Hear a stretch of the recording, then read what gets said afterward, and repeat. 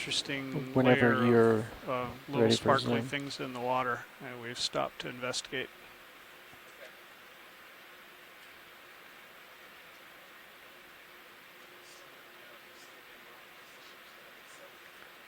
Roger that.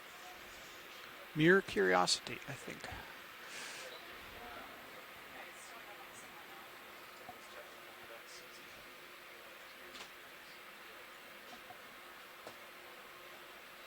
Into the darkness. Okay, I was looking down at my light pool.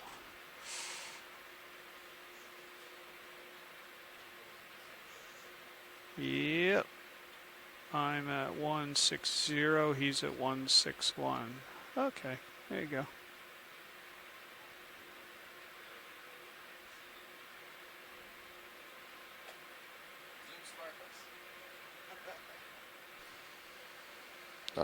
I didn't think we had the call yet. I wasn't actually talking to them. Oh, is that the feed that goes to the audio? Yes, we can. I see. Okay, my bad. My bad. Go ahead, Bridge. Good morning out there. We are on our way to the Okay, bottom now to on the Karin horizontal. Ridge, but we have So momentarily the sparkle is stopped actually in the water column at a reflection off depth my of lights. 157 meters. Okay, because let's. on, Can we hold it at 0.4 for now? each the vehicle's descent streaming, over the about last 90 week, degrees to port. we have been noticing Okay, these sparkles in if the we want to water get there a little column at sooner, about maybe I'll this call you depth in a back. very Tilting thin down, so layer. that's horizontal. And so we are making an attempt to identify Roger that. Thank you, Bridge. what it is that we see here. And you can see in the ROV feed, almost looks like you're looking into a starry night. This layer has been very thin. Down. And so we needed to try to image it by stopping instead of passing. It looks like it's bioluminescence, maybe, 15 degrees. coming from something darker. Maybe fish, possibly. A few of them have been these hatchet fish, these sternoptychids. They have a very shiny side, so they're very, very thin if you're looking at them vertically, and then face on from the angle we're looking at them now, they look like a mirror, and this allows them to disguise really well in the water when they're not having the light shined at them. I could definitely see the outline there with the bluish light at what I would anticipate is the forward end at the head end. One? And they are showing up in our sonar too as a layer.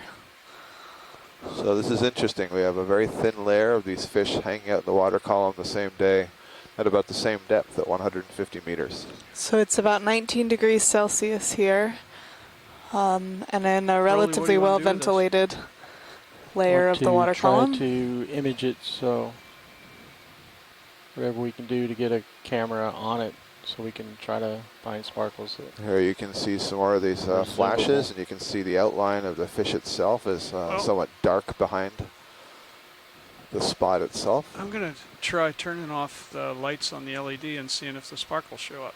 Okay. So we are checking to see if these are bioluminescent by turning off the lights, or if it is just a reflection. I was wondering if we'd see reflections. I don't think the ROV is quite pointed at the sparkles. They seem to be below. Yeah, I do think the sparkles are a reflection of the light, but there is also a blue light being produced.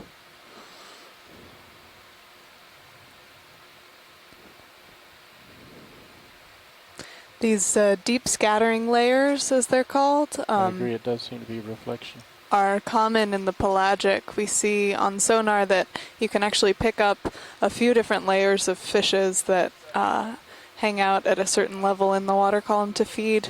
There's a pretty strong layer at about 1,000 meters, and this one here, which is currently at a depth of 159 meters. You can find one of the little reflective fish or whatever they are.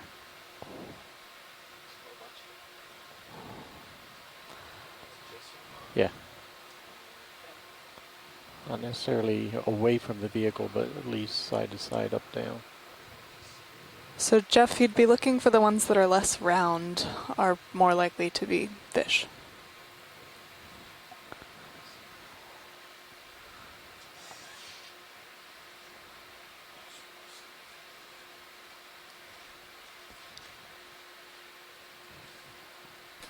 Might want to latch watch lead, pilot. Look like they're starting to. I think Carl switched it off. Serious move. Hey,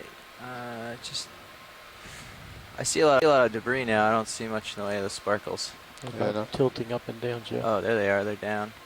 Pilot, this is watch lead. Go ahead, watch lead. So the ones that are less round and are kind of flickering a little bit more, those are your more likely targets for fish. Yeah, yeah. Come on in. So I can see at times the light looks blue, and I don't know if that's because it's turned in a certain orientation from the light that it's not quite as shiny, or if that's actually, for example, I think they're below me. I'm a pocket gonna lower down and see if just below the they're eye. gonna sync with Oh, me. you full wide. A luminescent pocket. That's the quality that I feel I get from that light. Tilt up some. Drop. So if you think of a mirror come sitting on in. straight in the water, you get the light coming in at a certain angle from the sun, and then it bounces There's that off bright at one that at the top. same Yep, angle, going so up. you actually can't see the mirror surface itself, and that's what these fish are doing. It's a really effective hiding technique.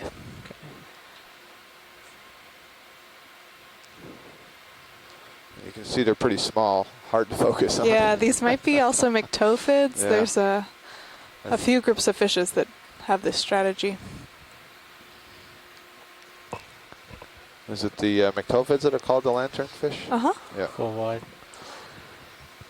They also have, on the underside, these things called photophores that luminesce at the same frequency as the light coming from above. So not only are they very thin and very small, they're also producing a Yeah, light as soon as you below. like whatever you see, So fishes that are trying to chase any of 'em. find them from Yeah, I'm looking. below will not actually see them.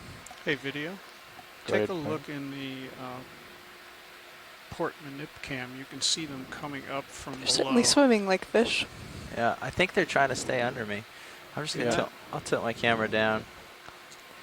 See if I can catch more of them. I You're one of also these see very it with large the predators that they're HD2 trying to feed. hide from. Again, very effective for the predators that are looking up from below. Dead on is the best way to see them, which is where we've positioned ourselves now. It really is a big layer in the sonar. It's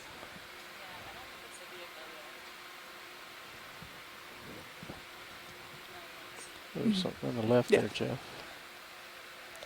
It just turned out as light. yeah, they're not very big.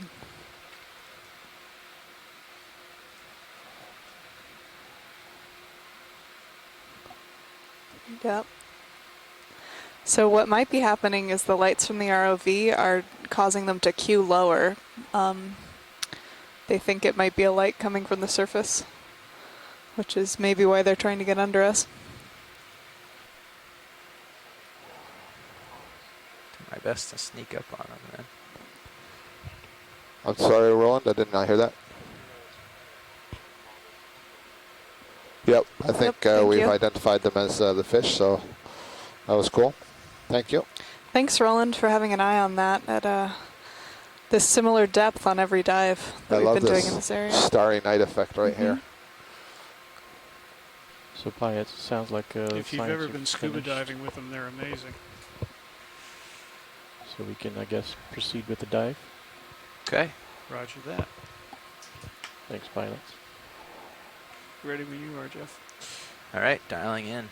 A farther appreciation for how much really is in the water column. We're focusing this cruise a lot on the benthic, but there are a lot of midwater fishes and plankton and things out Okay, there I'm too. at 60%. Okay. 65. I think Carl put a little lateral in to keep from spinning all the way north, but I don't know it good.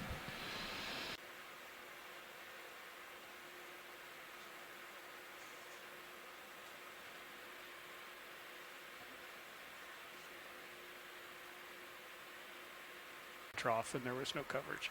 It was like,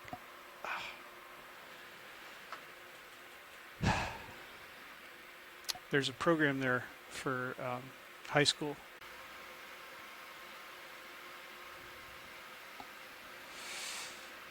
Zoom away.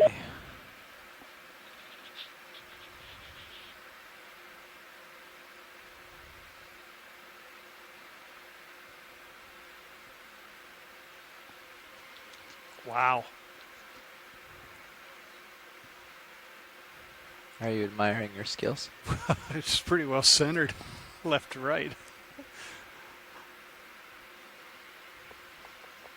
I don't know how even it is, but nailed the center anyway.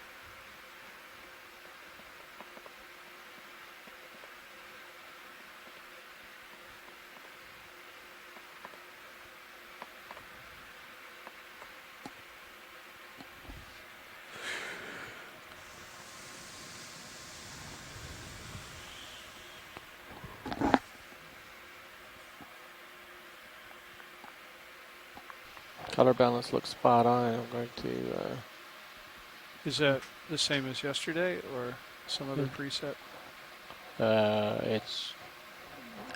I recalled a preset from up above. Just going to check the blacks. Did you ever figure out what went wrong yesterday? No, that's why we tried it on the ascent. Although the pilots didn't really want to play along, so I did it quickly and could not discover why. So I have a fear of it bringing its head forth again.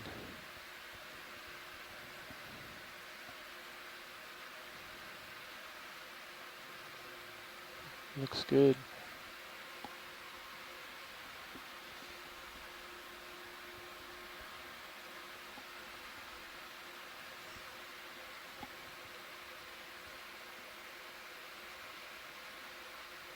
That'll be the quickest white balance we've ever done. Yep, my video's happy. Okay. You want to look at the HD2. HD2?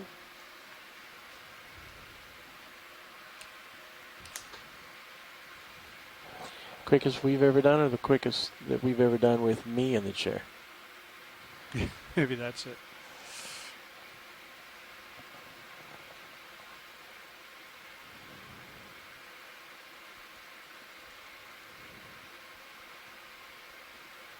Greater than the left. Have fun, guys.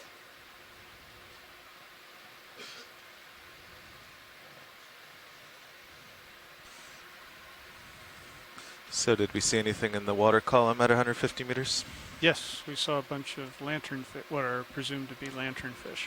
Oh, is that what Roland had seen? Yep. Oh, cool. How big are they? They were almost too small to image. Yeah, less than a quarter inch for my eyesight. But they made brilliant light and... No, I meant numlock.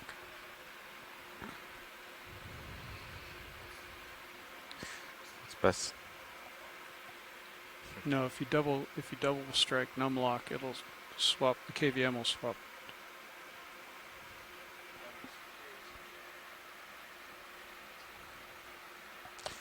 You'd have to Google that.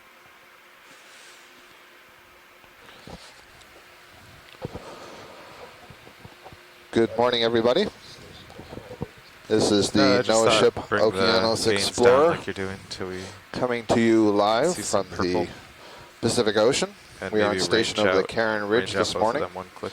and we're in the Pacific Remote Islands Marine National Monument once again, where we have been for the last, I believe, 7 dives.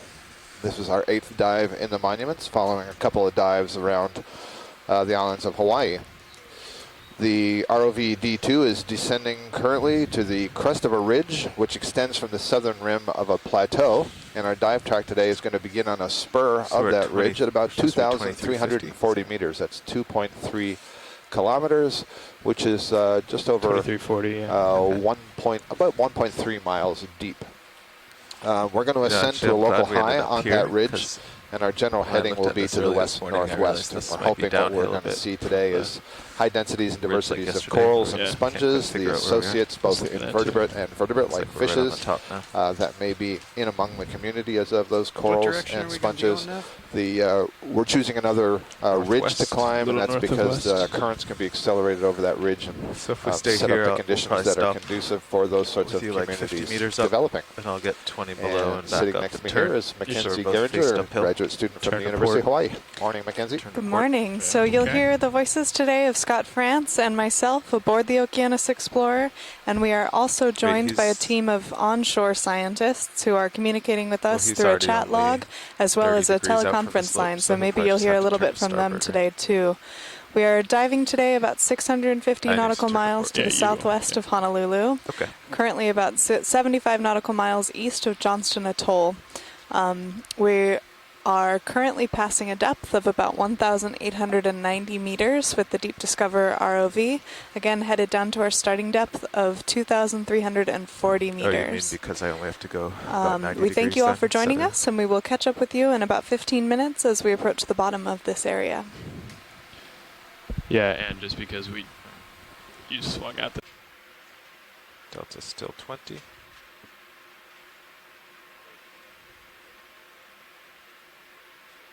Altitude 24.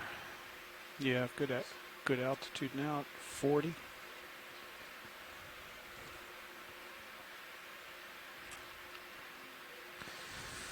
Okay, I've got the sonar targets right ahead of me.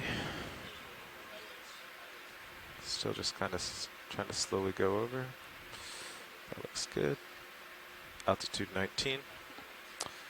I have visual.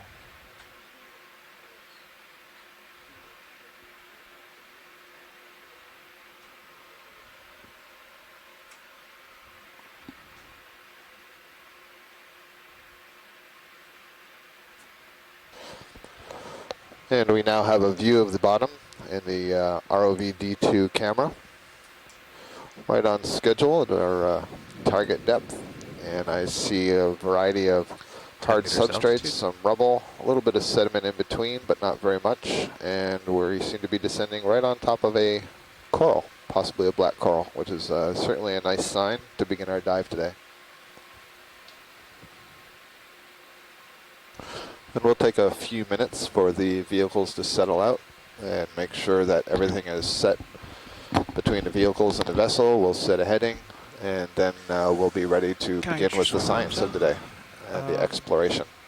Yeah, you can put them out, not all the way down, but Okay. just at an angle. And just, Rolly, you just want the lower swing arms out, right? Not the uppers? Or you do want the uppers? Depends on the safety of what's going around. If we can get the uppers and lowers out, Okay. that gives me the best. I can definitely do both.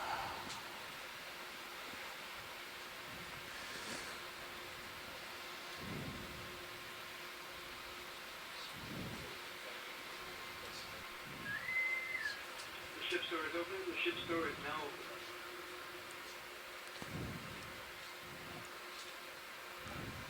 Okay. Nav. Oh, when you're done, could you adjust my sonar?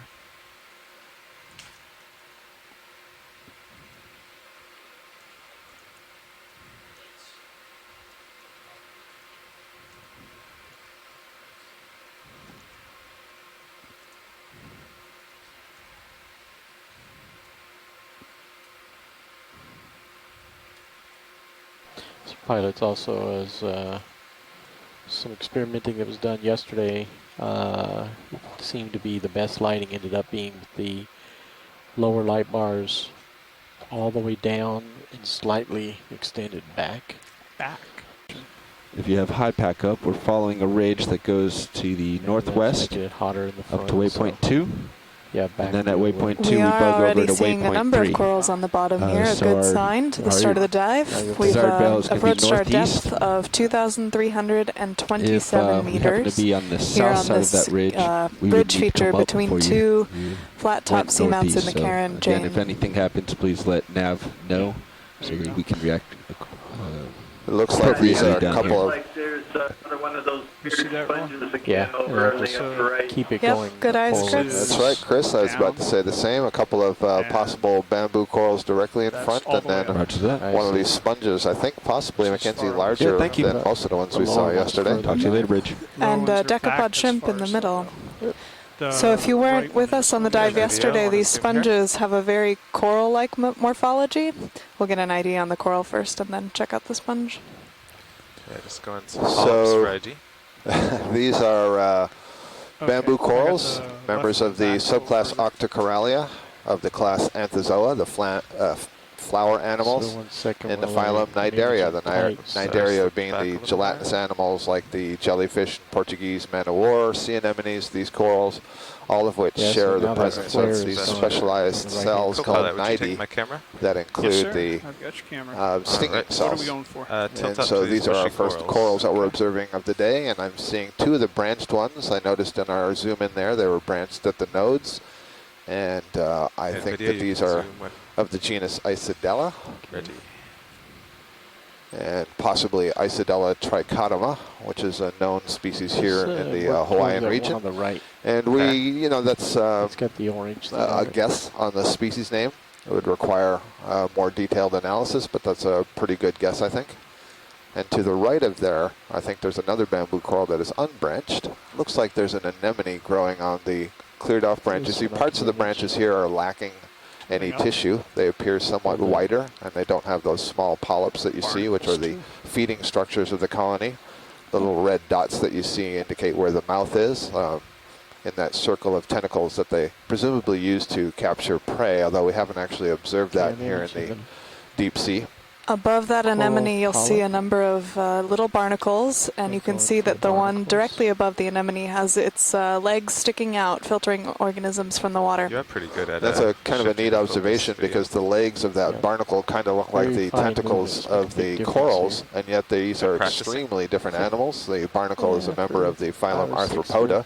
It's a crustacean, so more closely related to lobsters, crabs, and shrimp, whereas the coral is an cnidarian.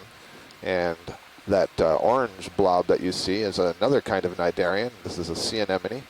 It's in a different subclass from the octocorals. Has a different number of tentacles and some other details of its internal anatomy. But it's taking advantage of the perch on the skeleton of the coral to get up off the bottom and capture its food. Go ahead. I was just going to say, just to the right, there's an unbranched whip. And as we're heading over there, we call this convergent evolution, where distantly related species through evolutionary time have come to kind of the same solutions for a number of problems. So having high surface area high up to filter particulate matter or organics out of the water column is a very effective strategy. I'm sorry, I didn't hear the other talk. Is video getting a... Yeah, we're going for full screen. Got it. Okay. Thank you.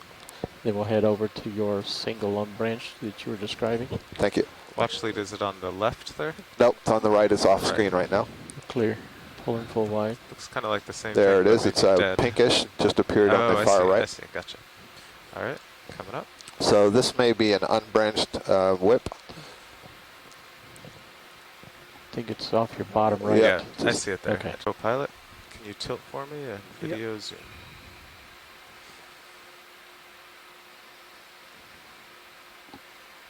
Right. So this is another bamboo coral, and I didn't note on the last colony that we saw, the first one of the day, that the bamboo corals get their name because the skeleton has this appearance of the bamboo plant because of the fact that there's an alternation between dark spots, which are protein, and then the white spots, which are called internodes. The links of those are calcium carbonate. So this is indeed not a whip form, but it's a branched form.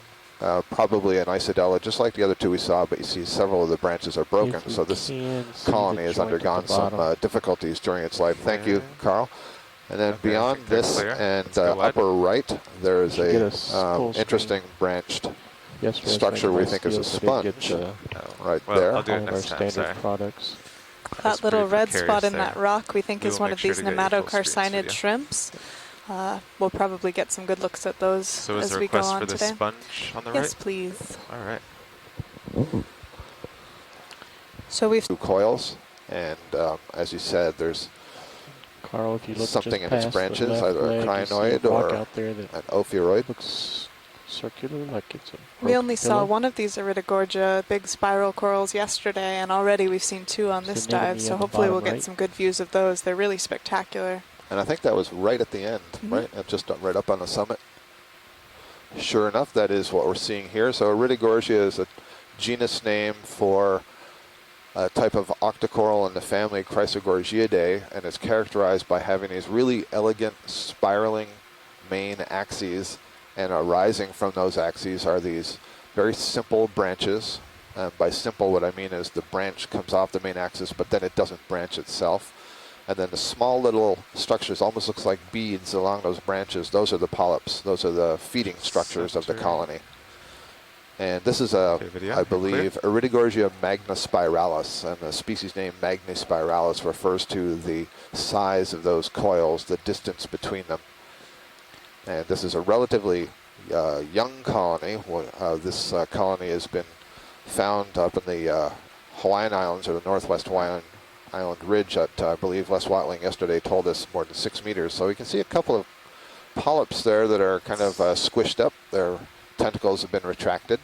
So you can see the difference between when the polyp has the feeding tentacles out versus when the tentacles are retracted or squeezed or closed over the mouth. And another thing you can see here is that the polyps are like little berries on a twig. That is, they can't withdraw into a thick tissue. You can see the skeleton right through the tissue there, so the layer of tissue on the skeleton is very thin.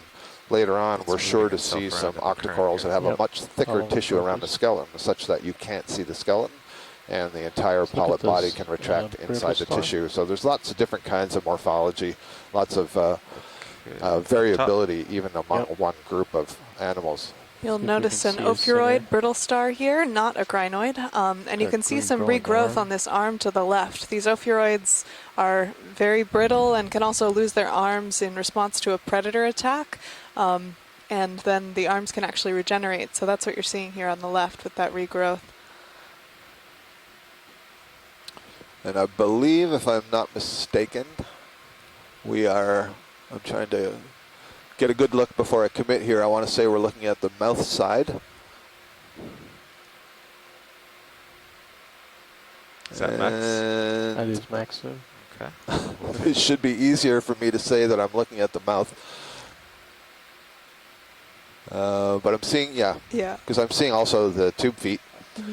So yeah, in the center of the disc, the oral disc is the structure from which the legs arise, and in the center of that oral disc is the mouth. And the mouth itself has basically 5 slits that sort of correspond to the spaces between the arms. Okay, ready for the whole creature? Yep. So we'd refer to that as the oral side of this echinoderm versus the aboral side, which I think in common parlance you would think of as the back. Go ahead, workshop.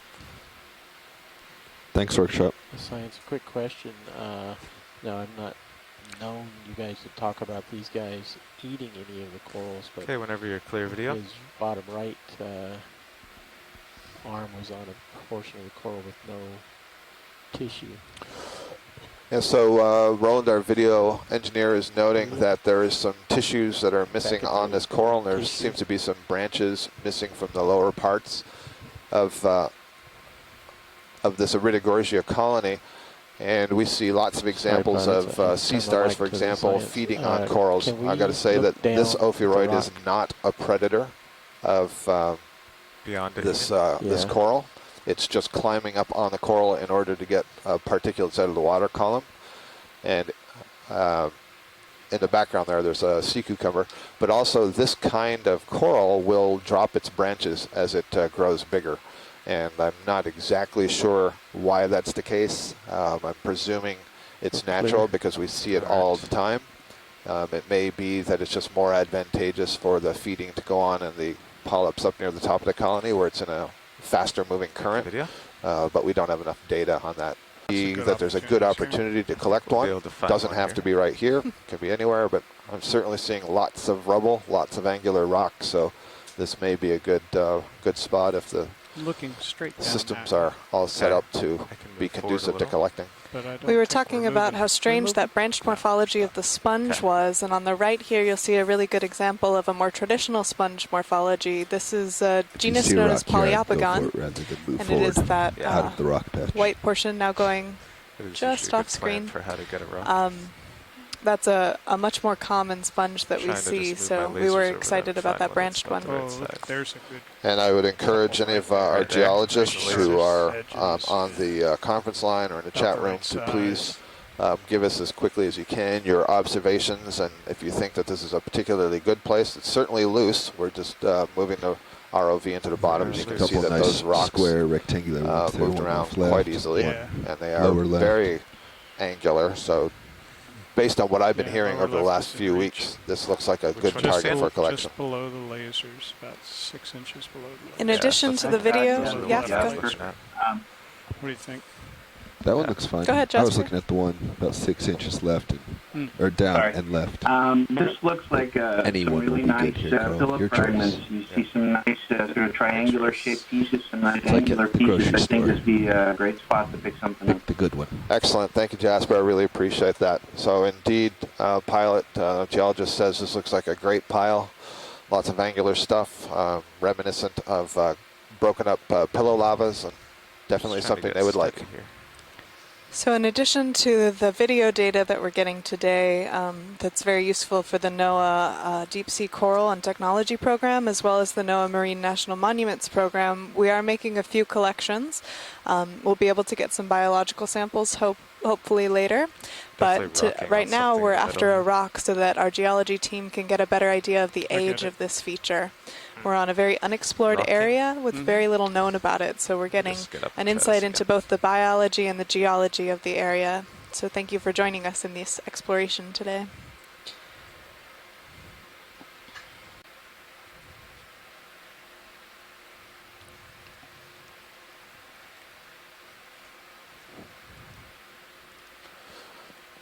I'm not sure, what the distance was, so it could very well have been that sponge in the distance. Yeah. This big one here? Yeah, there was an indication, just a note that there was a stalk on the left edge of frame. So let's just move on our way. And there's a stalk in the distance center. Yep. We haven't seen this sponge yet. It doesn't look very healthy, but it is different.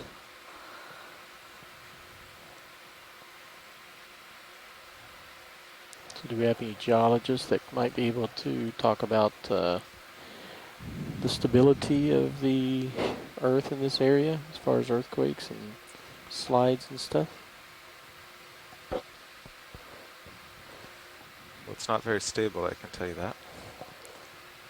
Was that going out, Roland, or just to us? Eventually, the rocks will cool down and contract and crack, and so eventually the pillows kind of break up into these wedges.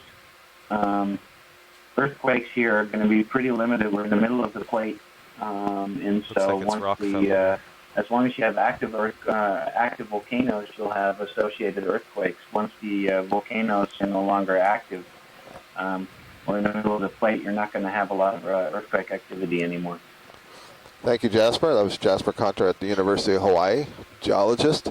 We're looking at a dead sponge here, we believe in the family Fariidae. And these little white structures that you're seeing, these little tiny tree-like structures, we believe are single-celled organisms called foraminifera. These are single-celled animals that are able to create little agglutinated tests, that is a skeleton of sorts, by binding mucus and particles to form various types of structures among the different species. So we think that this sponge is known as Tritopleura. It's actually in the family Uncinataridae. And Chris Kelly at the University of Hawaii lets us know that there are 3 species in Hawaii in this genus that have been collected but not yet described. So a lot of work to be done here. These are our first crinoids of the day.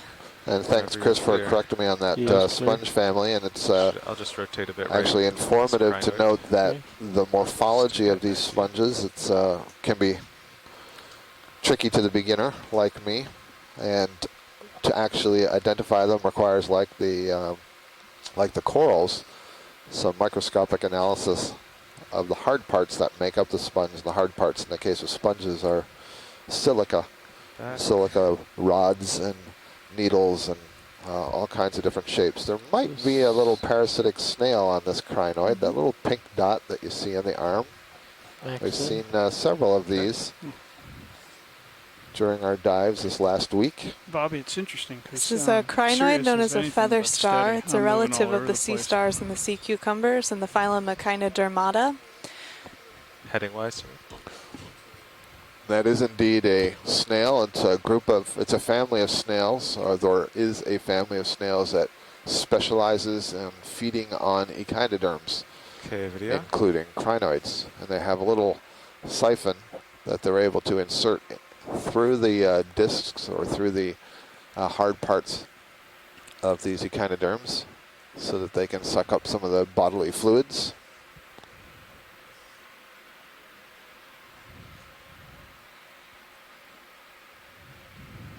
Various colonies that we saw as soon as we landed. We were lucky enough to have many coral colonies in the area.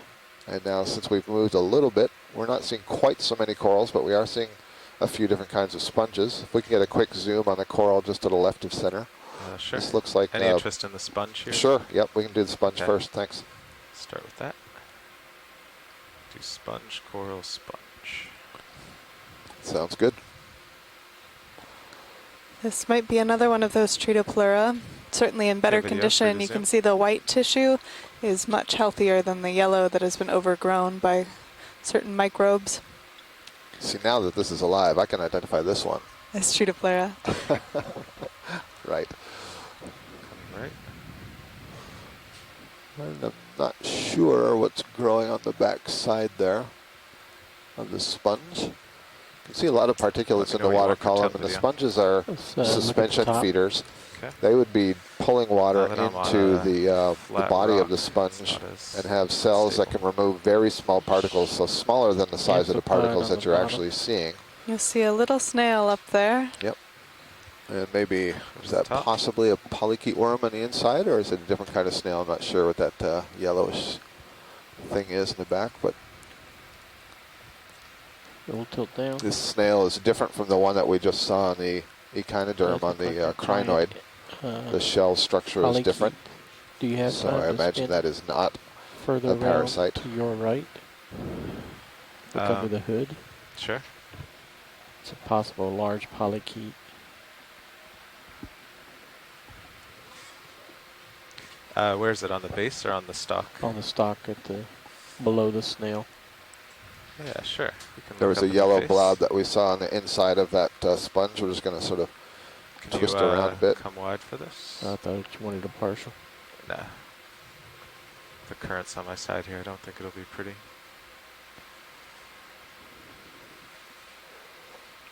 There we go. I think we can see into it now.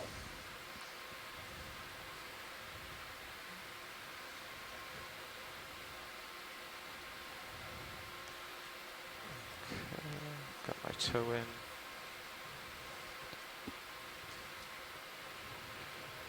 So it's the third curve.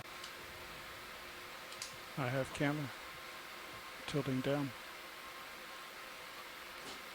We can get lasers off too. Oh, it's an isopod. So you can see the two black spots at the bottom there are the eyes. Isopods are a kind of crustacean, closely related to the pill bugs, the roly-polies that you find in your basement. They all belong to the order Isopoda. And this is what used to be called, in a much larger group, the Flabellifera. I'm not entirely certain what family this belongs to, but it has a very characteristic shape, somewhat of an oval. And isopods are so named because the legs that they have on the thorax are all more or less the same as one another. Iso means equal, so equal legs. And we'll see lots of amphipods probably today. They're a group that's very closely related to the isopods. Amphi is referring to two different kinds. Think about an amphibian as an animal that lives in water and on land. So an amphipod has the first four legs are essentially pointing backwards, and the last three legs are pointing forward. So they sort of point towards each other, and that's one of the things among many others that differentiates them from the isopods. Isopods are really common in the deep sea, very diverse. Video's clear. If you want and in shallow water as well. The other one, I can probably get it from this distance. If you've ever been around rocks in the intertidal, you'll see things called wharf roaches or sea roaches. Those are also isopods. All right, so we're getting a look at this coral back here. This is a primnoid octocoral in the family Primnoidae. You can see that it is planar, meaning that it is branching in just 2 dimensions, not 3 dimensions. If it was branching in 3 dimensions, it would be forming a bush. So this is like a little fan. And all of these sorts of corals are referred to in general as sea fans. Okay. You can see the polyps have kind of a ridged appearance to them. That's the presence of these scale-like sclerites that's on the outside of the body. And one of the ways we identify these to species is the shapes and size and the pattern of the deposition of those scales on the polyp. Looks good. And I'm going to be down with So the that phone, so may be a colony of Narella dicotoma, but it's a little bit unclear. And unfortunately, we have lost our onshore scientists in the event log. We're having a little bit of issue with the satellite right now.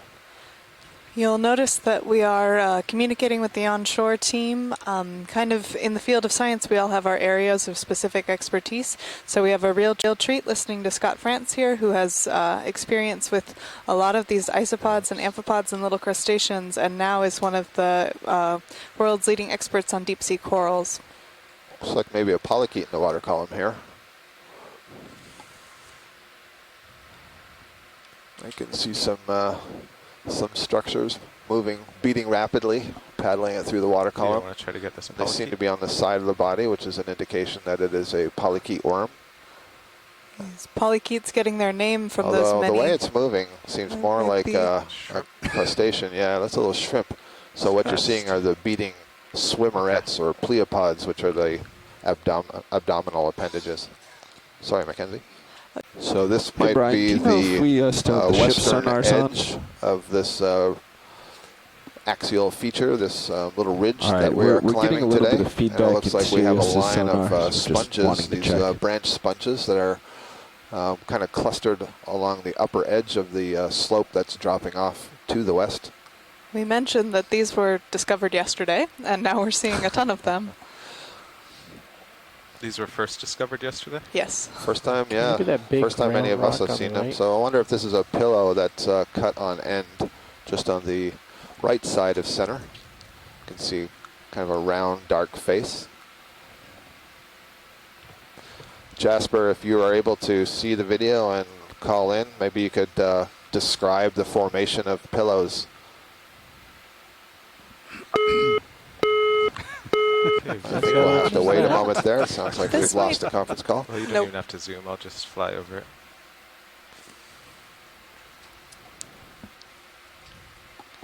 See a nice diversity of sponges in this shot. So I'm going to go on a limb and say this is probably not much of a limb. This is a pillow lava. Before Jasper was talking about the radial pattern.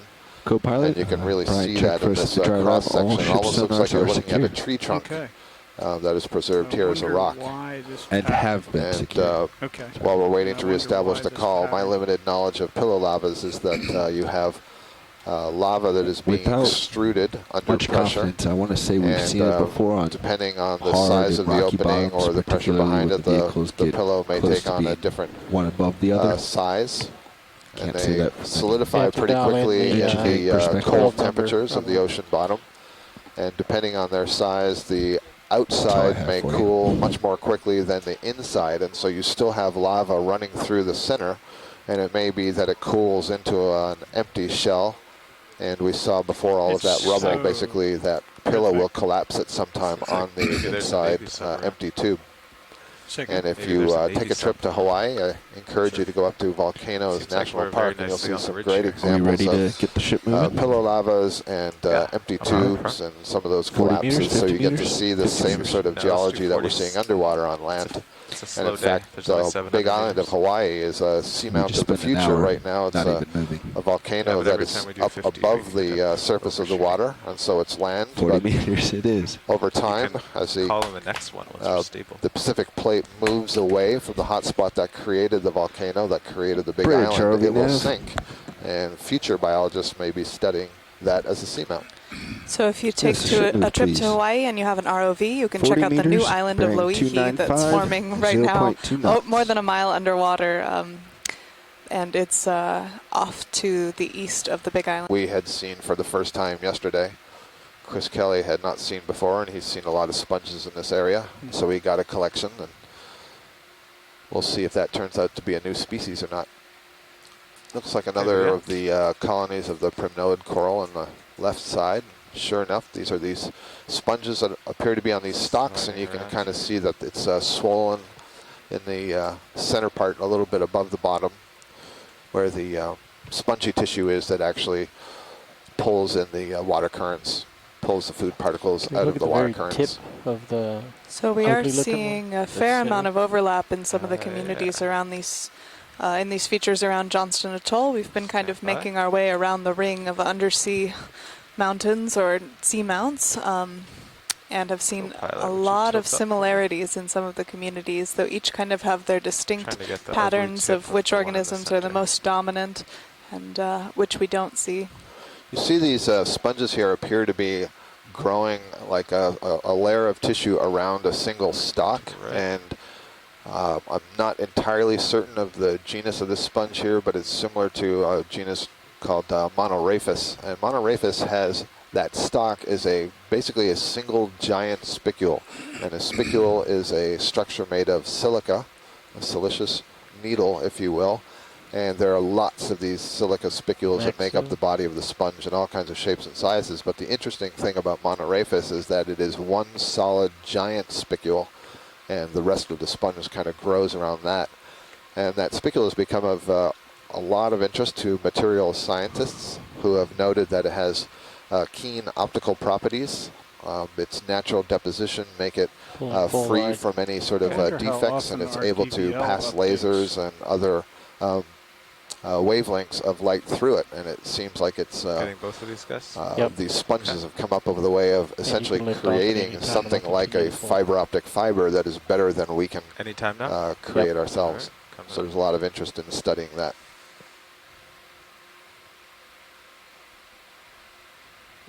We've had a lot of cool experiment here and turn off your sonar. So not as many corals in this area as we were seeing when we first landed.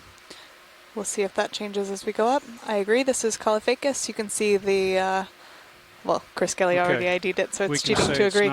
The stalk that's meeting the bulb there kind of looks like a toadstool that's turned over. Kind of nodding its head. Yeah.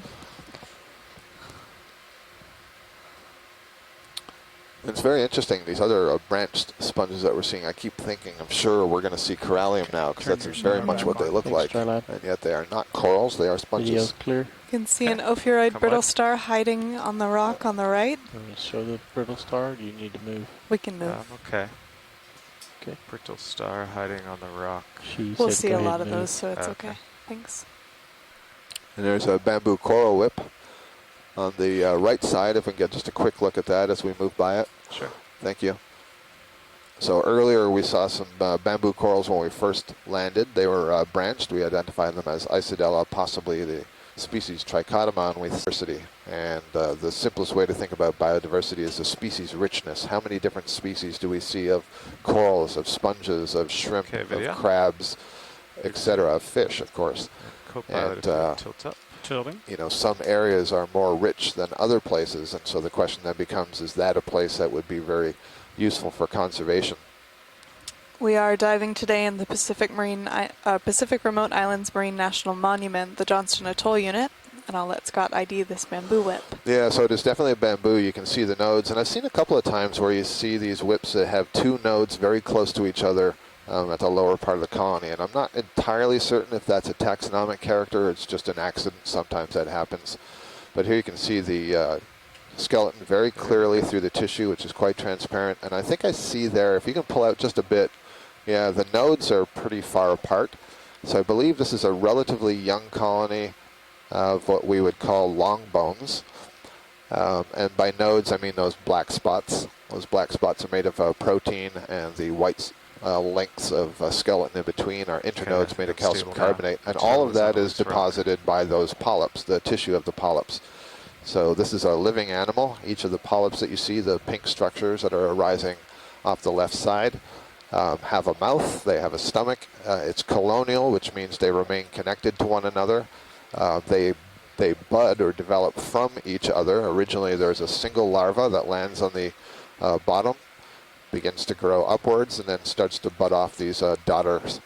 And all together they form a colony and undergo feeding, sharing nutrients, and laying down these skeletons. And they can get really quite tall. We have measured them at more than 4.5 to 5 meters tall, which is almost 20 feet tall. Scott, a moment ago you talked about biodiversity. Why is that important? Why should we care or conserve biodiversity? Very interesting. So we're getting a question from one of our ROV pilots about what is the interest in biodiversity. So from an aesthetic perspective, it may be more interesting to look at an environment that has lots of different kinds of animals, or if you're on land, animals and plants, versus if you think of, for example, a cornfield, you see lots of plants, they're all the same things. That's something that we would refer to as being very low diversity. But ecologically, one of the reasons we're so interested in a high biodiversity is that it means that there are a lot of different possible connections among the species that make up the communities. So you can have different kinds of prey for different kinds of predators, lots of different kinds of predators. It means that we have found very useful, including for simple things like detergents, laundry detergents. There's a deep sea bacterium that produces an enzyme that works at very cold temperatures that has turned out to be very useful for washing your clothes in cold temperatures. So more biodiversity means more different ways of life, more ways of more different physiologies. And maybe Mackenzie, you can help me out here. Yeah, we also see a lot of these organisms are adapted to what we would term in our view a rather extreme environment, these high pressures and cold temperatures, and this has caused on a molecular level the evolution of a lot of different adaptations to maintain stability of we saw many more of those on our dive yesterday.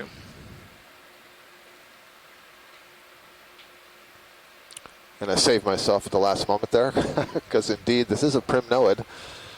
And so this is an octocoral in the family Primnoidae. The bamboo corals we were just talking about are in the family Isididae, so fairly different from one another. This is a really nice image where you can see kind of the ridges that as you move up the polyp body towards the wider part where the tentacles are coming, and those ridges are the edges of scales. And there's a good bet that this is in the genus Neurella, based on the fact that I see, I think, at least 3 rings of those scales and some of those polyps nodding downwards. We also described the polyps being in whorls. That is, you see there's rings of polyps that all seem to originate from a similar place along the branch. And I'm seeing perhaps 4 polyps in each whorl. And then the whorls themselves, the rings of polyps, are separated by distances that could be used in taxonomy. Thank you. We are at a depth now of 2,317 meters. Well, I'm pretty stable here. Just get the whole thing.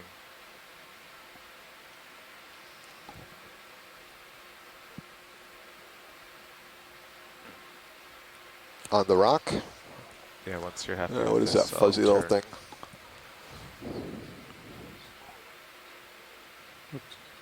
Kind of looks like an old anemone pedestal or something. A little collection of forams on top of a rock. So really like it. maybe a collection of forams on a dead sponge stalk. So these are foraminifera. Scott was talking a little bit earlier about, or we think they are foraminifera. These are single-celled organisms, kind of similar to an amoeba, that create these large, complicated structures. And they have a huge variety of morphology, some of them actually very beautiful forms, but their function in the ecosystem is not very well understood. Sorry, go ahead. We see them all over the ocean down to the bottom of Challenger Deep at a depth of 10,989 meters. I believe they're called arborescent forams. Oh, there we go. It just popped up as I started the search. Arborescent, you can see that tree-like. See if I can find a little bit more information about them. I think this is a hydroid in the back, a hydroid Very colony. good, yep. That is a hydroid colony, another kind of cnidarian in the class Hydrozoa. There was a web blog posted earlier this week that talked about the different kinds of corals that we are looking at and trying to give a sense to the different levels of hierarchy and how different they are. So when we say, for example, this is a group, this is a class different from another class, or this is an order, or this is a family, to help put into context blogs that have been written by different scientists and some of the ocean exploration staff to give you some background and deeper insight into things we're seeing. You should go and check out the website. There's a lot of really cool stuff there, and you can get lots of images and video that you're free to download and use for yourself. So that website's a great resource. We've been talking a lot on this expedition about local highs, and this is a great example of this boulder feature that these strange branch sponges and a coral or two are taking advantage of. These direct faster current flows as the water gets pushed up over the feature, so they're very good for filter feeding organisms. Every time I see this, I have a hard time believe I'm looking at sponges. Aren't they great? Yeah, it is. And look at them all. Wow, this is a really great view. You can see exactly where the favorable current environment happens. They're all in the same line. So, Carl, if you can give some input, I'm guessing the current is coming from your right to left? Yes, that's correct. Yeah, so those sponges are sort of oriented kind of catch-emit style to capture the current that's flowing up across the rock, as Mackenzie just described. You know, when the water hits the face of this rock, to continue its progress, it has to lift up and go over the rock to continue to move.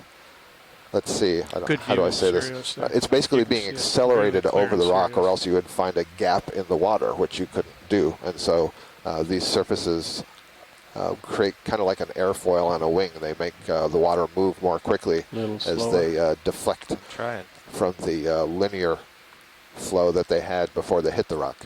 Video, did you catch that? So sponges have this silica skeleton that Scott was talking about, as well as the tissue over it, and each of those cells has a number of flagella that are actively beating. Quick zoom on the coral behind the sponges, please. Okay. I think it's one of those primnoids. I just want to be sure. And then let's come back and get that sponge that's... Okay, thank you. That's another primnoid. Once in a while, we need to get a quick view on some of these things. I'm talking to the viewers right now. Because later on, we go back and look at these videos, and in particular for this expedition, Chris Kelly, who you've heard a number of times in the Hawaii Undersea Research Lab at the University of Hawaii, is going to be reviewing all of the video in order to get this measure of the biodiversity that we talked about earlier. How many different species are there? And I'm going to interrupt myself to say there's a spectacular view on Stream 2 right now. The Sirius view, you can see the ROV D2 as it hovers above this rock, giving you the view, the close-up view of these sponges. You can see the way those sponges are aligned right along the top edge of that rock. Just fantastic. A great example of how there's an ideal position to be in if you are a suspension feeder. And I also think that's kind of cool. We'll look at this as the camera pulls out, but behind it on the rock, I think there's a number of very small sponges, probably recent recruits. And the ones that come later don't necessarily get the best place to sit, so they're going to be at a bit of a disadvantage being behind these larger sponges that are getting the first choice of food out of the water that's flowing by.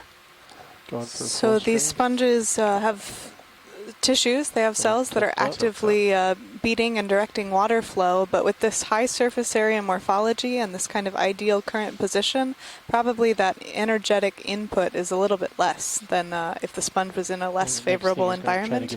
They don't have to work quite as hard if they found this ideal spot on this rock. Okay, I'll rotate over. Yeah, the little line of recruits, that's great. Yeah. Might be a shrimp behind or a shrimp in. Something that's, oh, I see, yep, shrimp, good call. So there's a little shrimp hanging onto the sponge in the upper left there. It's interesting, we're not seeing a lot of other associates on these sponges. I'm not sure why that's the case. And then a good view of those young sponges on the rocks behind. So this is, I'm not sure what kind of shrimp this is. Unfortunately, we don't have Mary Wixton with us today, who has been providing us identifications of the various sponges. We can certainly say that it's not a thread-legged shrimp, but I'm not going to go much farther than that. And we can say it's not a Plesiopanaeus. Those are the two shrimp I think that Mackenzie and I have learned over the last week. Plesiopanaeus, Aristeus, Nematocarcinus. We've gotten a few of them. I don't think they are. Co-pilot, can you put lasers on? You'll notice that Scott and I use a lot of the annoyingly complicated, I'm sure, scientific names, but for a lot of these deep-sea organisms, there aren't very many common names because they're not so commonly encountered. We're at a depth here of 2,313 meters, and you are exploring this area with us for the first time. Along the ridge.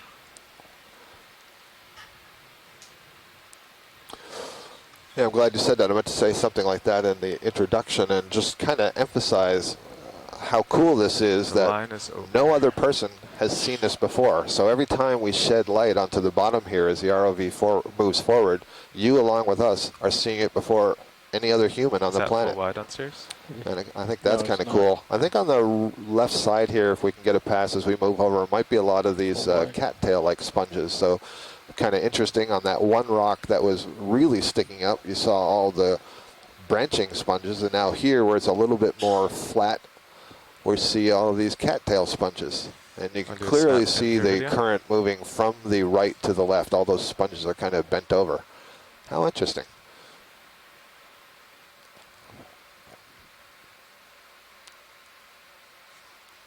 Yeah, again, a crinoid on that sponge, and it seems to have pinched the center so there's no sponge growth there. And we've seen a lot of them that have damage in certain areas, so maybe that could be things like crinoids attaching. There's a small colony of a primnoid among all those sponges there. Look like the Norella that we had the close-up view of before. Can we look at the transition from that smooth there to the right of the lasers to the rough on the rock? We are back in our heavily encrusted pillow flows. Yeah. If Watch Lead requests it. Okay. As we're moving up here, if our geologists on shore see anything particularly interesting, please do let us know, and we'll try to get the shots that you need. That might be a new colony that just came into view on the right of center, just above the lasers. It's a fan. Not sure if this is similar to the first Isodella bamboo corals we saw when we first set down on the bottom, or if this is something different. I also think I saw what may have been one of those dandelion. Oh, really? Balls I didn't floating see that. to the left crack.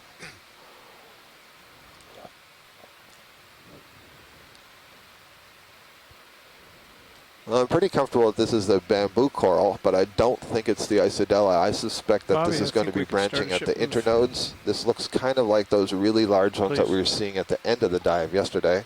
Please. Which gets back to this interesting discussion about the difference in depth and why we were seeing those there yesterday. 40 meters, please. We weren't seeing them deeper. Bridge, ROV nav. So where did we end yesterday? 1900? 19? Yes, sure. Yeah, 1900 about meters. 1900 40 even. meters, We started at 40, 1970. 2995. So we're about 0.2 400 knots. meters deeper today, and again, farther up on this ridge, there are kind of two flat-top seamounts in this copy. Karin Thanks, Ridge Bridge. area, and we're between Okay, them. video. Free to zoom. Keeping you busy over there, Bobby? Yes, indeed. So this is, I think, what we were seeing at the end of the dive yesterday. And if it's the same one, the ones that we were seeing that were so massive had these almost crystal clear polyps. It was so odd. But what I'm seeing is that what I'm keying on at this particular moment is the branching from the internode, so from the white part, just above the node, the black part. And I don't know, what do you think, Mackenzie? Are these polyps like we saw yesterday? They're almost like cellophane. They were so clear. The one at the end, or the one at the end that had the zoanthid also overgrowing it. I think these look a little different to me. They do look a little different. I see more rods. The polyps even look bigger, and I don't know if that's just an age thing. The polyps yesterday that we saw were really small with respect to the size of the skeleton itself. These polyps appear to be pretty fat on the skeleton, and you know, I can really plainly see these small rods that are kind of crisscrossing in the polyp body. Great view, thank you. Oh. And I think that may be another one to the upper left. Got loose. No, looks like it's got one main stem with branches just coming off the upper right. Do we have time to go back left to look at what may have been a dandelion? Nope, the ship just called in. We've only moved 40 meters today, and we have 700 to go, so we're going to keep going. You have your camera. Oh, thank you. We are making our way up this ridge feature. Should cover a little bit more vertical elevation than we did yesterday. Headed from our depth now of 2,310 meters up to 2,109.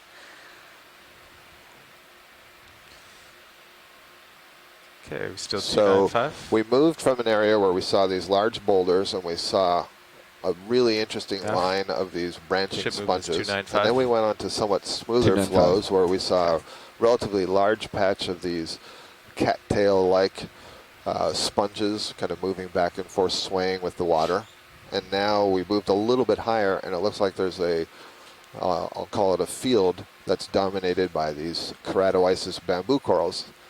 So 3 patches in a row dominated by different species. Kind of interesting. And it doesn't mean that all those species are gone. They're intermingled here, but the dominance among them changes. Watch lead nav. A very good example of that patchiness in the deep sea that we've been talking about. Yes, your 11:30 update. You have 3 hours, and I may have, give me 1 second. I forgot to update this. And we don't, at this point, know if that's due to favorability in a certain location or due to the patterns of recruitment or settlement of the larvae. We have 3 hours and 40 minutes of bottom time remaining. And our current ship speed, it'll take 1 hour and 50 minutes to get to the top. Waypoint 3.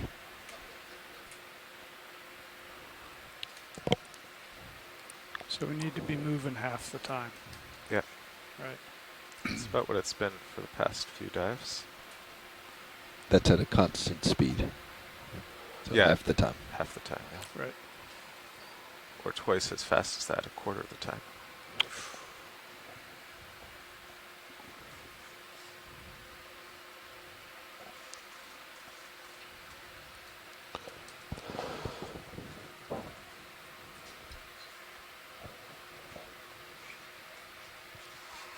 So there's a question from one of our shoreside scientists, Kimberly Galvez, who's at the University of Miami, is asking if the patches that we're seeing, for example, that patch of corals, could be related to the, excuse me, the current speed and the larval dispersal. That is it possible that the currents are fairly slow here and so the larvae can't travel very far? That is absolutely one possible hypothesis.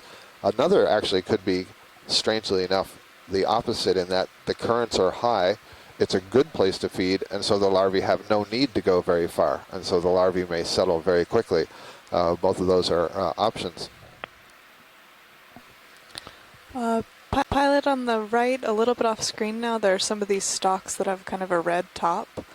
Yeah. If we could have a look.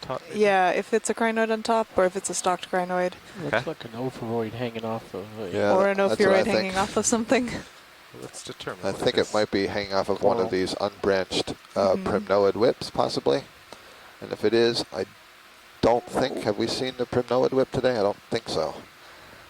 Actually, that's not entirely true. I do think we saw one. We didn't stop and look to see. I think we passed over. Okay, so it's a crinoid. We know because or no, it's an ophiroid. Oh, I'm looking at the other one.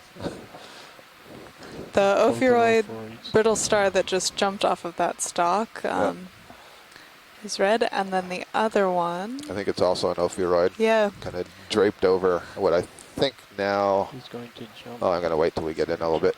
We talked about convergent evolution, and it kind of plays tricks on our eyes from a distance. Got one toe on here. So I think this ophiroid is kind of hanging out on the top of this coral fishing. You see its arms dangling in the water column. I do not believe that that is feeding on the coral. And the coral that it is on is indeed in the family Primnoidae.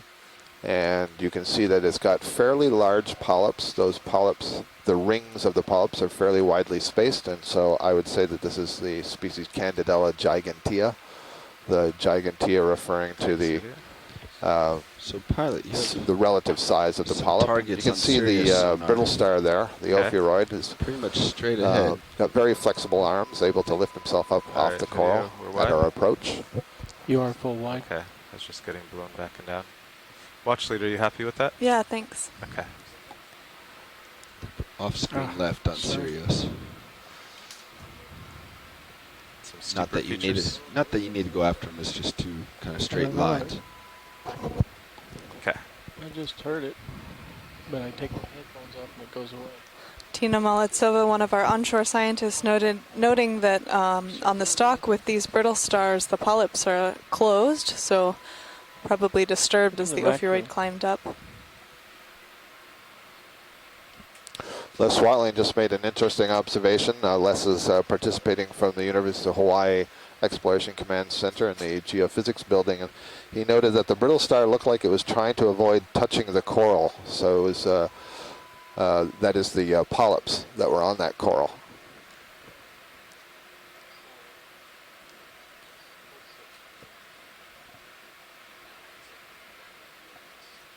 You can see these prominent cracks running down this pillow feature. Again, something to keep in mind as we look at the bottom is that you see the shapes, lots of bulbous shapes of what we are interpreting as evidence that there was some pillow lavas that had formed in the past. All right, I'll come to port co-pilot so we can get but they have all been lined up. Covered over by a coating of manganese and some other minerals that has precipitated out of the water column, and so it gives it a very smooth appearance.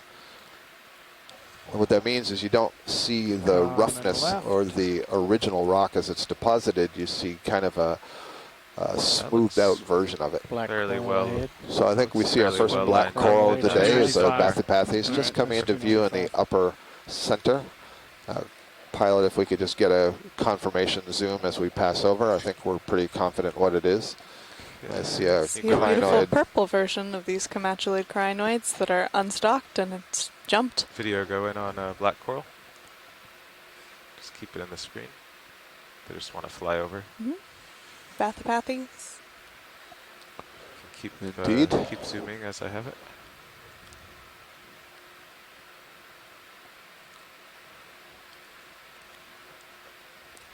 So the black coral is a member of the order Antipatharia, which translates as against disease.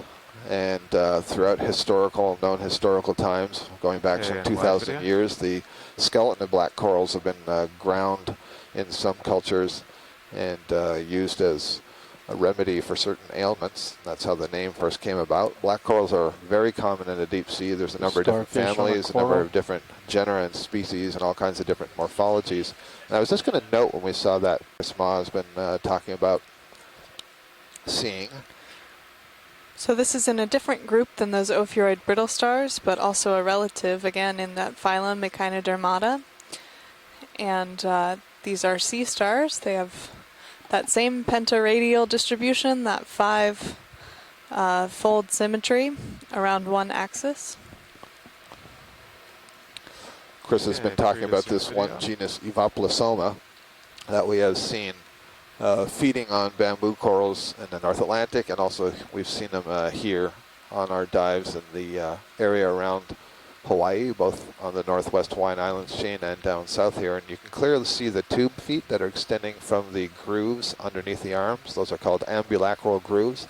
And the tube feet are one of the hallmarks of the Echinodermata, one of the things that define it. There's a great view. You can see the flat disc-like cups at the bottom. And the tube feet are filled with fluid, and they're basically all hydraulically controlled.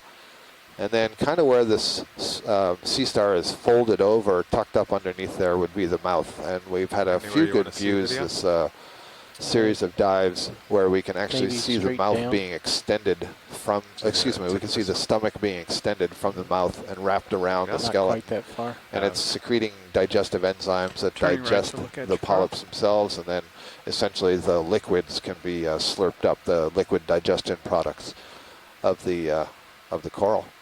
And Scott's been telling us that one coral colony can feed a sea star for a very long time. That was based on an observation where they came back a year later and found the same sea star feeding on. 18 months, in fact. Yep. We were on some dives in the North Atlantic on a seamount. We were going back to pick up some settling plates, and so had this chance observation of a Paragorgia bubblegum coral that had been fallen over and had 3 or 4 sea stars on it. And those same 3 or 4 sea stars were there 18 months later, Chris? hadn't moved too much. Back No, you're Chris. I'm Scott. Hi, Chris. That's how excited you are, I know. Chris Ma from the Smithsonian. Yeah, so that one is Hippisteria muscipula. That's the one that we see frequently at this depth. The big spiny one, the surface is the key because you can see all of the really distinct spines, but also the pedicelaria, little jaw-like structures on the surface of the body, have fairly distinct teeth on that. And the reason it's called muscipula is that's the Latin word for Venus flytrap. And so that's why I called it that, because the pedicelaria are very distinctive. And then the other members of other individuals of that species from New Caledonia have really nasty-looking ones on the edge. So I think there's something to that might be adaptive to feeding on these corals, or perhaps defending them, something that helps them to defend themselves while they're feeding. It's hard to say, but Hipposteria is a genus of sea stars that you see even in scuba diving. If you're in cold water places like British Columbia. So you might see something similar to this animal if you're diving in the Pacific or in the Atlantic in Europe. But it's always wonderful to watch them with Okeanos. So and the detail is certainly exquisite. So anyway, thank you. Thank you, Chris, for that report. So Hipposteria. Have a good. This bushy one? The roundish one. Yeah. Just to the right of that white stalk. Got it. So that was Chris Ma from the Smithsonian Institution, who's been a regular contributor and helping us identify the various sea stars, in which he specializes, but also other echinoderms. So, co-pilot 295. 295 sounds And I think good, this is a new coral for the day. It looks like from this distance this may be a colony of the Chrysogorgiid octocoral Chrysogorgia. Ship move, please. Chryseus. Same as the last. 40 meters. We'll see as we get a little closer to it. Knots. Good copy. Okay, video. Clear to zoom.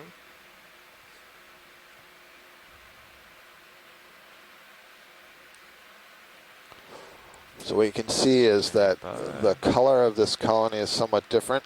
The structure of the polyps is a little bit different. This is a planar colony in that it seems like it's only growing in 2 dimensions. It's flabellate. That's like a fan.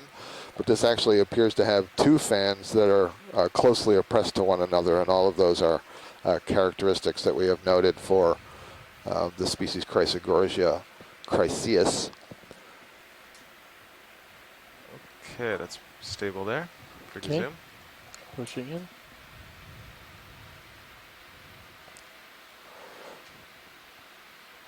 So we're just verifying this with a quick close-up, and we can see through the branches, I see some very gold-colored reflection of the skeleton, so that confirms the identification as a Chrysogorgiid. Chrysogorgiid translates as gold coral, and this is in the genus Chrysogorgia, so that's a good view. Thank you. I'd like to get that initial look just to verify, for example, that we're not looking at an Acanella colony, which is a different kind of bamboo coral that may also have this similar color from a distance. And you can see on the left side there a skeleton completely stripped of all its tissue, of all its polyps. It's a bamboo coral.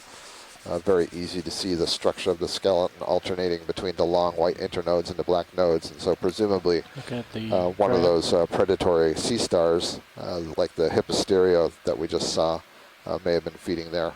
And we can see in the branches of the Chrysogorgia there's a little squat lobster, probably a chirostylid. Watch lead nav. Go ahead, Nav. Yeah, that one to the left looked like it had a polyp or 2. Really? Is that likely to rejuvenate or come back? That's I can't tell if that's a shrimp or a few. Yeah, it's a really good question. So if there is tissue, it is at least possible to regenerate. Likely might be a stretch. It just would depend basically on the rate at which the 2 polyps could continue to grow and put off new polyps. Obviously, if there's only 2, it's going to have a much harder time collecting a lot of food, so getting a lot of extra energy for growth, versus the rate at which other organisms then start to settle on it, like the barnacles and the hydroids and the zoanthids. And so it's kind of a race to see who gets to use the skeleton. But theoretically, it is possible. Oh, thank you, Watchley. That's a great question. Like Thank you. Faced at the mound right now, right? It was throughout the United States waters, on the East Coast, the West Coast, up in the Alaska and the Gulf of Mexico, and now we're getting these great images. and data points to add to that database. Zoom on the sponge in the center. So lots of these finger sponges again. Okay, hold there. Cattail-like sponges on the top of this rock. It looks like a small, I can't tell yet if it's a Caulophacus or a Bolosoma sponge. And that looks like a little, perhaps, Bolosoma. Basically what I'm looking at is that the main stalk is coming up into the bottom center of that sponge, and there's a little bit of concavity on one face of the sponge. There we go. I'll move them over. And we're having a little bit of problem today with the satellite and the connection, so we apologize if you're experiencing dropouts in the video. We're also losing some of the connection with the online chat room, so sometimes I don't have the help from science, but I just see that the event log has come back, so perhaps Chris Kelly can offer an identification on that small sponge. To your left a little bit. We're also seeing as we pass over the bottom, the densities in the animals are varying. Sometimes we see lots of stuff, and then it gets low again, and then it increases again. And we had the question earlier about how that might tie into currents and dispersal, and it's an excellent question. It's one of the things that we need to study in the deep sea, and we need to have more and more observations. And then once we have the observations of where we see either lots of patches or very few, we can go back and test some of these places, put down some instrumentation for long term to see what is the long-term current flow, collect some samples, do some genetics to see how are the sponges or the corals related to one another, maybe how long have they been there, and kind of use those sorts of data to start to better understand the processes that result in this kind of pattern of dispersion and development. So after this move, maybe we could move her back over. Yeah. I'll just look around. So at present, as we do our exploration, we offer some possibilities, and a lot of it's just kind of conjecture and hand-waving. Kind of ideas, and from those ideas and from these observations we formulate hypotheses that we can test and go back and sample. Quick zoom on the stalk, the whip on the lower left, please. Copy. So we've seen at least 2 different species of these whips today. One has been a primnoid, the family Primnoidae, and another has been a bamboo coral in the family Isididae. And yesterday we saw at least 3 types of coral whips. And so we like to just get a close-up of some and just know, are we going to be needing to count 1, 2, or 3 different species as we look at the more general video.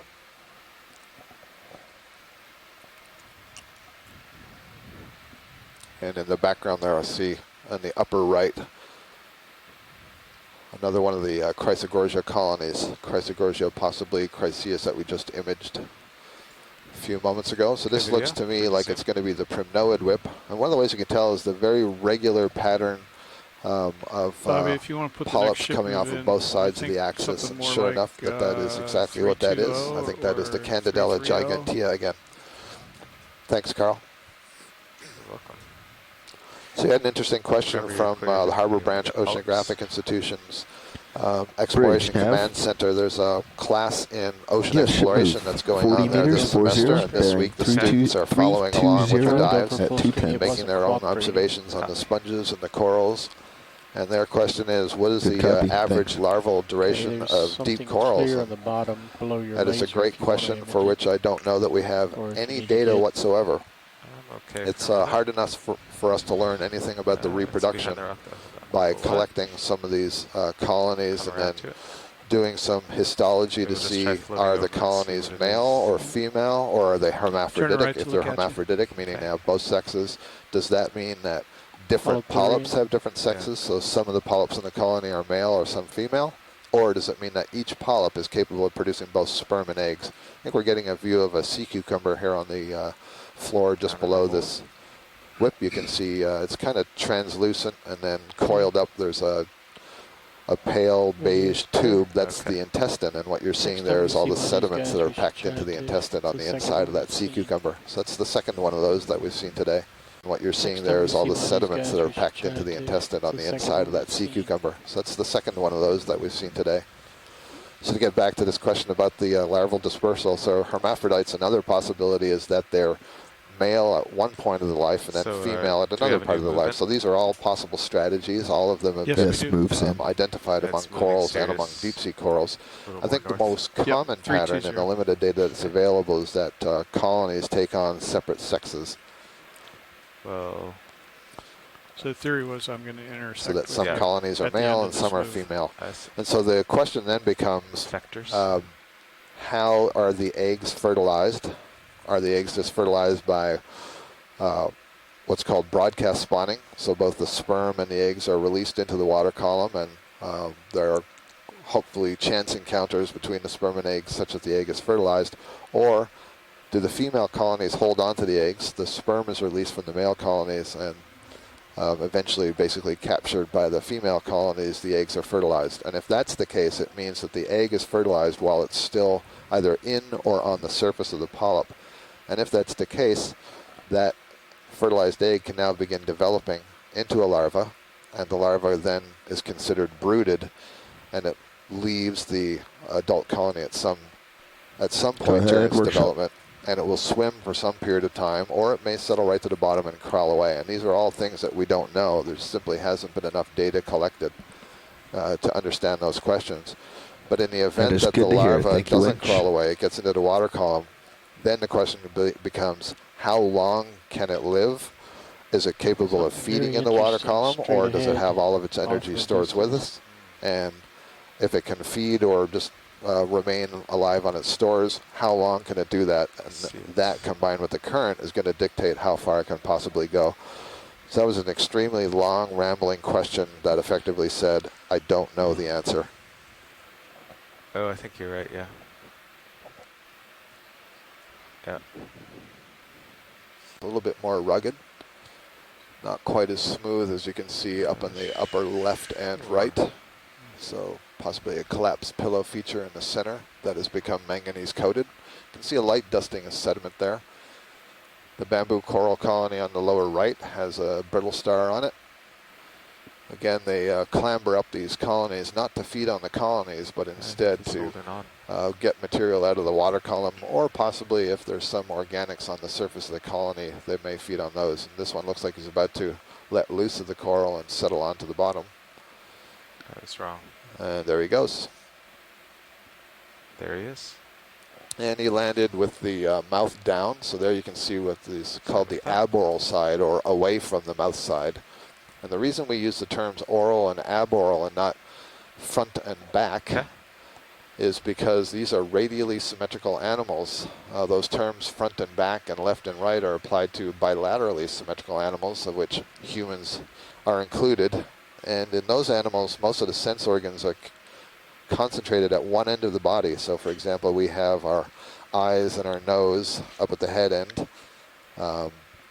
Our mouth is up at the head end, and that's good because we tend to move in the direction of our eyes, and so we want a lot of sense organs, and we want a good big brain to control all the sensory input and make the right decisions on how to respond to the environment that we're encountering. But for a radially symmetrical animal, one that's round, they don't concentrate their organs into a head end. To get set up here. So if they don't have a head end, they don't technically have an anterior and a posterior and a left and a right. So we use these other terms, oral and aboral.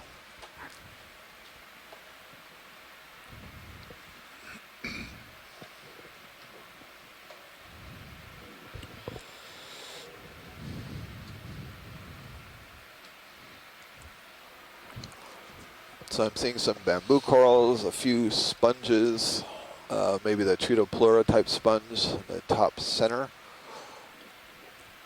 I think we've moved on to a steeper part of the slope than when we first sat down. And we're still moving up towards the northwest. And eventually we'll get to a point where this ridge kind of curls more towards the due west. And at that point, I think maybe zooming. The slope might pick up Necessary. in steepness. I'm not entirely certain. There's a orange-red sea star. If we can get a quick view of that, see Your if this co-pilot has come another around. one of the Not sure if you know Hipposteris, that. or if this is a different kind of sea star. And this one's But next to a Caulophacus sponge. I'll be out in space if he goes. Earlier, Mackenzie was describing these sponges in general morphology as being like a little toadstool, with the sort of the body of the sponge representing the upper part of the toadstool, and it's nodding over. Second. So let's see what onshore science has to say about this sea star.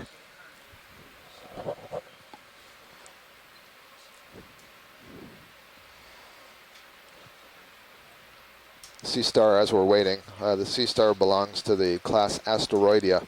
It's an echinoderm, and we were just before watching an ophiuroid sort of jump off of a bamboo coral and float to the bottom. That's also an echinoderm, but it's in the class Ophiuroidea. Ophiuroidea are the snake stars. The Asteroidea are these more common sea stars. Okay. I say more common, I mean, I think they Carl, may be more familiar to the general public. So you need to come left and up. Lots of strong spines arising from the dorsal, or the aboral surface of this sea star.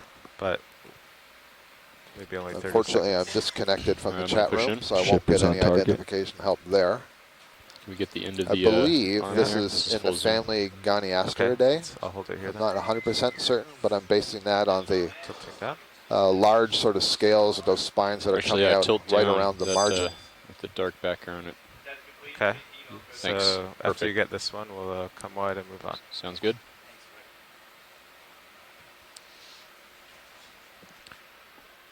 All right. Okay, great. Pulling out. Full wide. Thank you. Yes, sir. There's some fans. Yeah, so a lot of these fans are of strange branched sponge that we saw yesterday. You'll see a more traditional sponge morphology here on the left. This is of the genus Poliopogon, that white blob on the left of center. And then a lot of these little branches have been also sponges, but of a very different shape.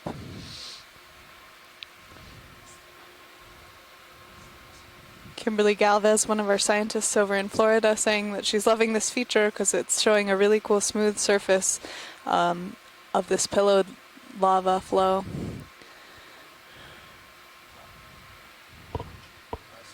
What we got over there? Hi, Dan. Hey, Dave. Let's take a look at these fans here and determine.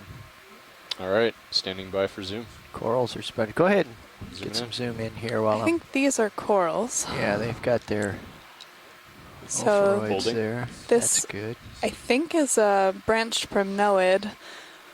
We're looking first at the corals for those presence of the black nodes. That'll let us know whether it's a bamboo coral or a different type. So I would say that this doesn't have those prominent black nodes and that this is a branched primnoid species. We've been identifying a lot of similar ones to this as the genus Narella, but we'll see what the onshore team says. I'll just creep up on it here. That's good. Holding here. You can see a dead sponge stalk that we're going by on the right.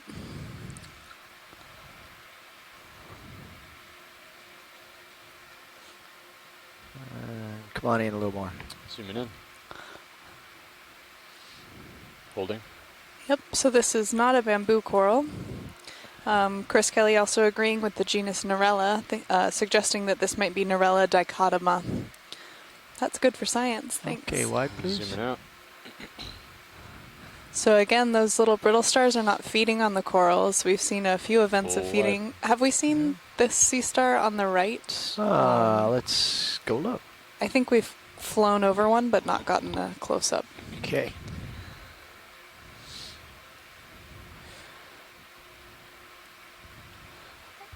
So this is a sea star that's in a different group. The ones on the corals to the left were ophiuroids, and this is an asteroid. But again, they are in the phylum Echinodermata. That takes its name from the spiky skin, and this refers to a series of ossicles or hard structures that are present within the skin of the animal. Holding. So we have gone over this one. This is new, I think, though, for the day for zooms. I have seen it a couple days ago. But yeah. Okay, more. Yeah, we've seen it on this leg. Another one of these asteroid sea stars. It's interesting. So this is a species known as Henricia paparima, and we have seen these on previous dives, and I think we flew over one earlier, so it's great to get this ID here. And I think that'll be good for science. I'm just a little curious how they hold their tips of their arms up. Yeah, so the whole animal has this coelom or body fluid that's kind of hydraulically operated, especially those little tube feet. And probably they're holding that up to sense currents or sense different flows in the water. That would be my best guess. Wide, please. Zooming out. Hey, Nick. Welcome to the co-pilot chair. Hey, pilot. How you doing? Good. Full wide. I've come right just a little bit to keep you in my view. Okay, let's get back on track here. Sure. What's your preferred heading here? We're doing ship moves at 320. Going off the reservation. I'll Chris, do you know where that Henricia takes its name from? We were asking yesterday who Henry might be. That looks... Yeah, that should swing us over a little bit. Yeah, I think that looks good. The other Chris, okay, I'll put the good Chris, not the bad Chris. Put a move in. So surely that's not what we call you. Another one of these chrysogorgids here. I think that they just imaged these just before. Okay. But we weren't seeing those lower on the slope. That was actually an old... Go ahead, Chris. That was actually an old joke with Amy Paco Taylor's husband. Oh. Who at Hurl was known as the good Chris, and I was known as the bad Chris. Oh, dear. Used to be an ROV pilot, Hurl. Hey, can I put a move in? Well. Zoom fish. Zooming in. We got a fish. So here is a little macrurid. These are known as grenadier or rat tails, again in the family Macruidae. And if we have Bruce Mundy on the line, oh, I think it's a macruid. Its head went off screen. He's sneaking around. Yeah, so it's not. It's it looks like an oak. Yep, you're right, Bruce. Go ahead. It looks like a cusky. Yep. Yeah, so this looks like a cusky. The macruids, the rat tails, have a small dorsal fin, the fin on the back that sticks up, but it's got a very short base, and this one has a long dorsal fin that's high that goes along the body. So it's a different family. We can't see it, but these also have little whisker lines. Oh, we lost audio.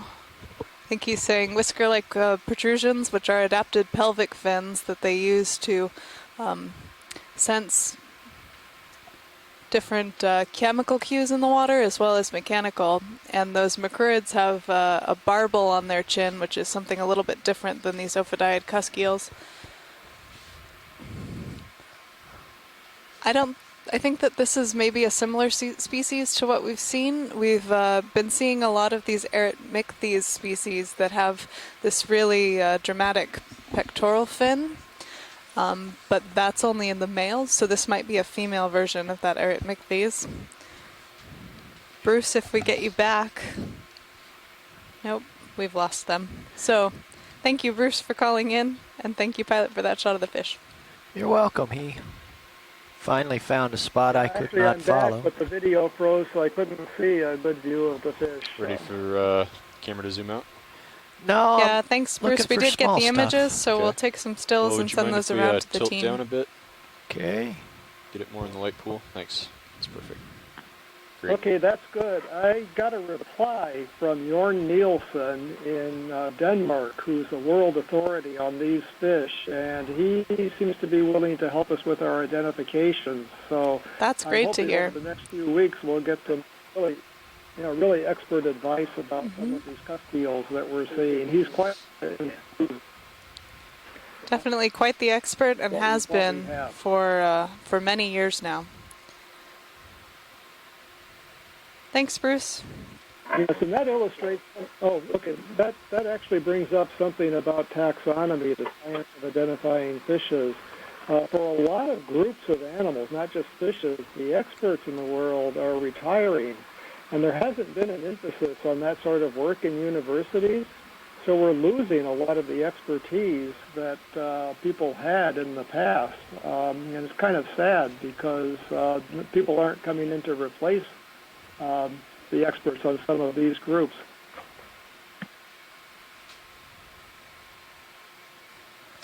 We are seeing a little bit more sediment here.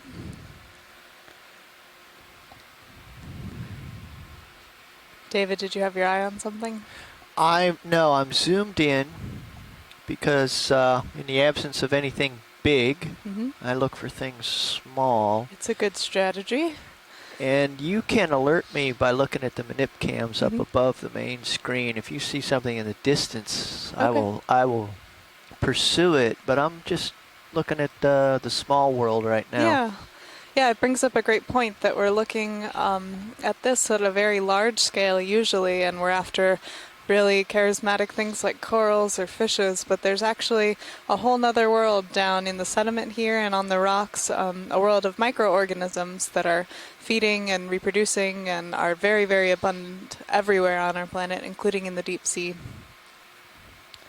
There are also a collection of small worms and small mollusks and things that live in the sediment known as myofauna, and these are not something that we can get a picture of with the camera, but they are just very smaller versions of these different polychaete worms or little snails or things that live in the sediment, and these are also a very important part of the ecosystem.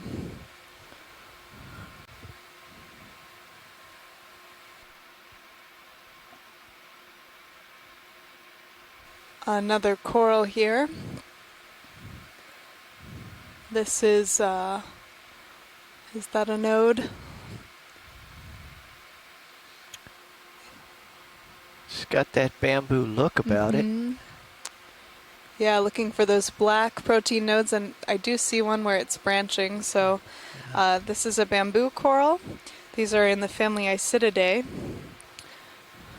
And that black node that you're seeing is a protein structure, and then the skeleton is calcium carbonate, and that colony of polyps grows around them.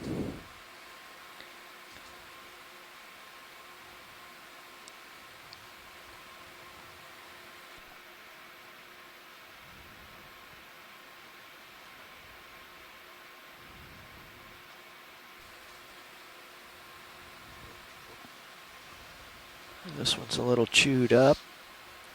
Actually, can you angle back down a little bit there? Yeah. Hang on and we'll get a closer look. Our pilot David pointing out that this coral's been chewed, and I think it's been chewed by something interesting. A little bit farther. There we go. Yeah, so I'm going to stabilize myself so we can get a very good close-up.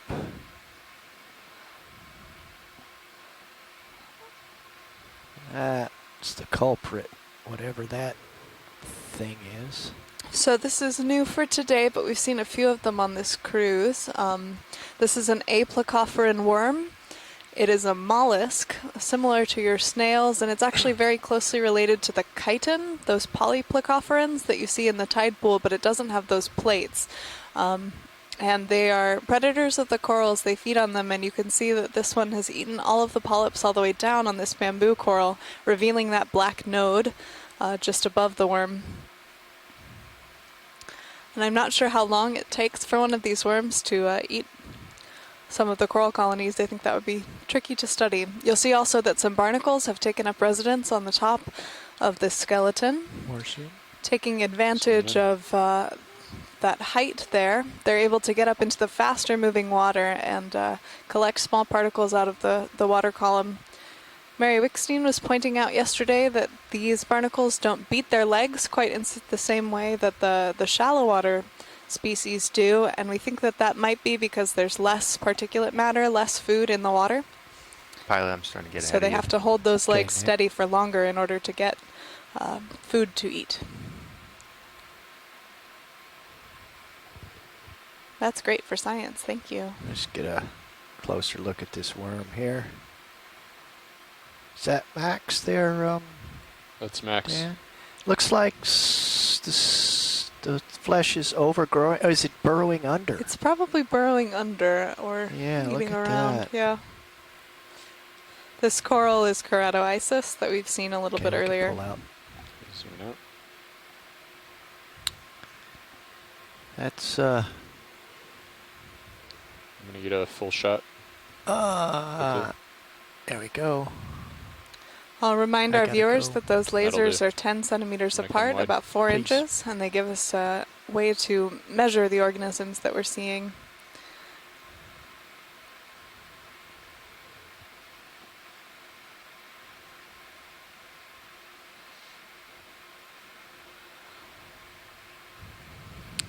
We've mentioned this earlier, but I think a good theme for today's dive is this patchy distribution, that we're seeing collections of a certain type of organism, and then as we continue on a few meters away, there's another dominant species.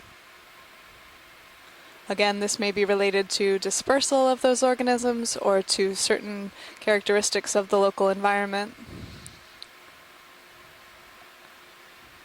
We are at a depth here of 2,257 meters.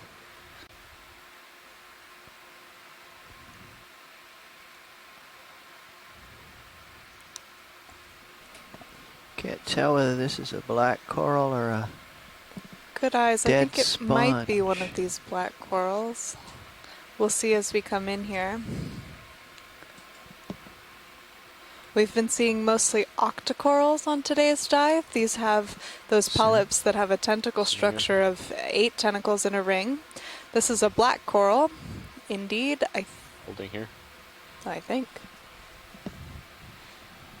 I thought this was Bathopathes, yes. So of the genus Bathopathes, and these have a different polyp structure. They are hexacorals, and the polyps kind of form collections of You're 6. whispering again, Dave. But don't have that 8-tentacled structure on the top. So these are Antipatherian corals, as opposed to those octocorallians, and they get their name from meaning anti-disease because they were believed to have medicinal properties when they were first described. Yeah, it sounds good to me. All right. Pilot, I'll put in the next That's good for ready. science. Okay, zooming out. Thank you. Thanks, Dan. We haven't been seeing as many of these black corals Ridge on this today's nav. dive, so we'll see if that changes as we continue up Yeah, this can I ridge. get another ship move, please? 40 meters, due north at 0.2 knots.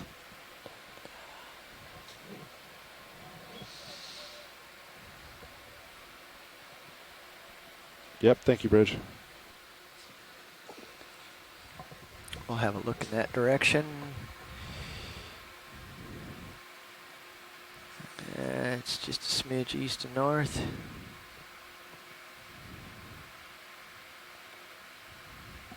There's north.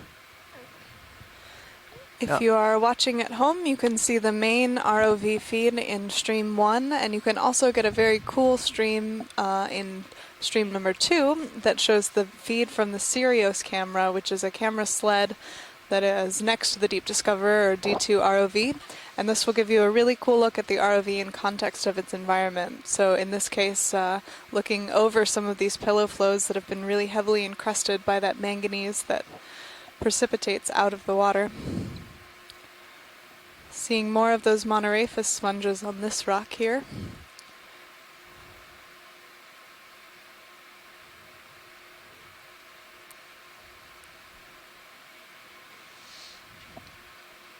Let's zoom in.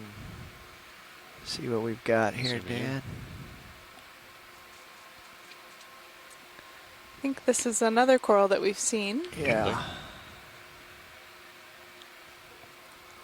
I wasn't sure if that was a sponge or... Yeah, we have to be careful now that we've seen those strange branching sponges, that we don't make too quick of assumptions from the far off views. But that one was a coral. Here's another of the same, I think. And then a chewed up, I think a chewed up one. Oops.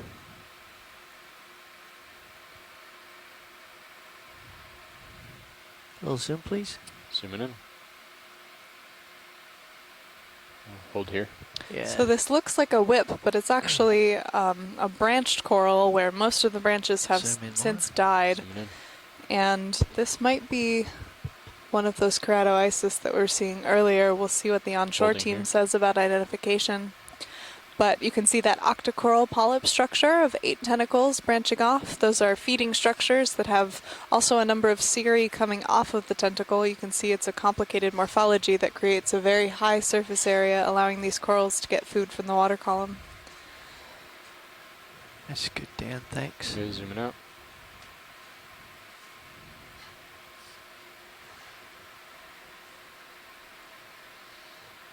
Full wide. That was another keratoisis.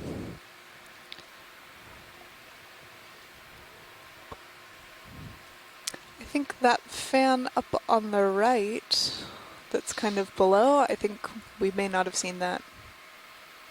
Not the one that's closest to us, but the one behind. Okay.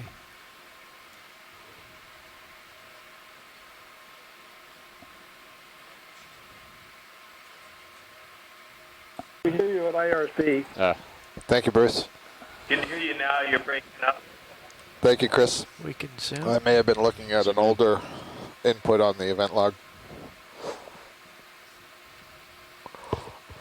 Well, I've returned here from lunch to see a beautiful variety of bamboo corals here.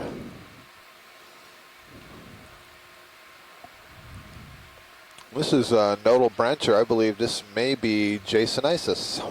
So that's new for the day. When I'm looking at the relative thickness of the tissue, or the apparent thickness of the tissue, the translucency of the tissue, but you know, I don't know, I gotta wait a second because there's some pretty strong needles that I see here, and I don't know that Jasonisis has needles like this, so I'm gonna pull back on this. Now this has got kind of 3-dimensional branching, which is interesting, and some very interesting needles. This is actually such an interesting combination of things that I'm going to propose to shore that we collect this. This is not keratoisis. It's, well, so can we pull back just a bit? I just want to see if it's planar or not. Yeah. Holding. This is interesting. This, you know, Chris is saying Acanella weberi. This does not look like the Acanella weberi we've been seeing, which has all those branches that come off from the base. This has got branches coming off at various different planes, curving, and so on. It may be an Acanella. I'm wondering if it's an Orstomyces, actually. Go ahead, Shore. I was referring to another colony before this one. There's one in front of this one. Weberi. This one I didn't call weberi. I called it a nodal brancher only. Okay. Well, this is a nodal brancher, but it's got an unusual combination of characteristics, and it's not something I recognize. And I would like to hear if there's anybody else on shore who is opposed to collecting this or who can recognize it. That's probably the more important thing. Is Les with you, Chris?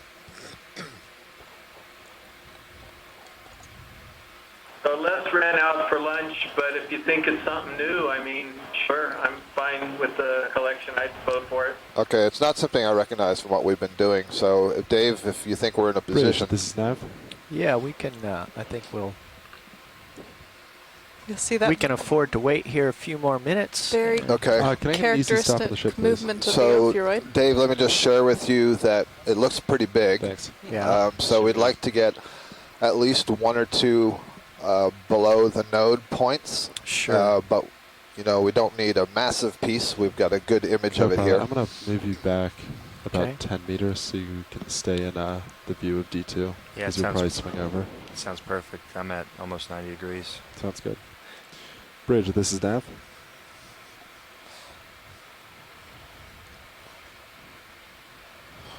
Still Can I get a ship move, please? Yeah, that's fine. Can we move backwards 15 meters at 180 degrees at 0.2 knots?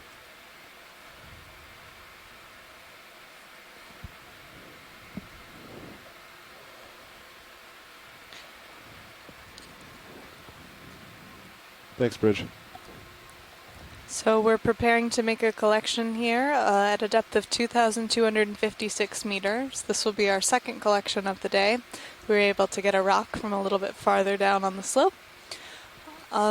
maybe an interesting time to note that we're under a pressure of about 3,200 psi or pounds per square inch.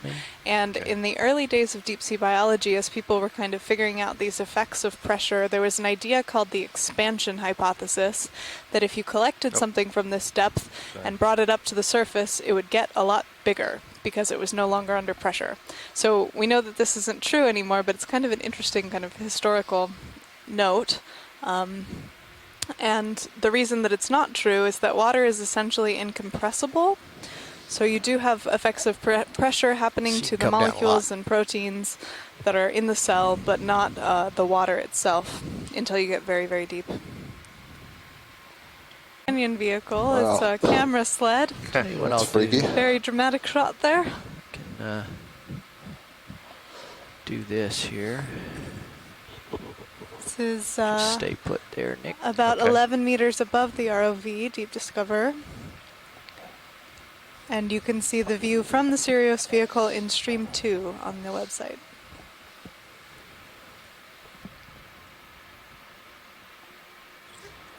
What's the state of my swing arms? Are they... You have to remember whether they're in or out. You can't tell from there. From the video over there, it looks like they're both out. Okay, then I'm gonna be careful here. I'm just getting out of the light glare so we can get a little bit better look.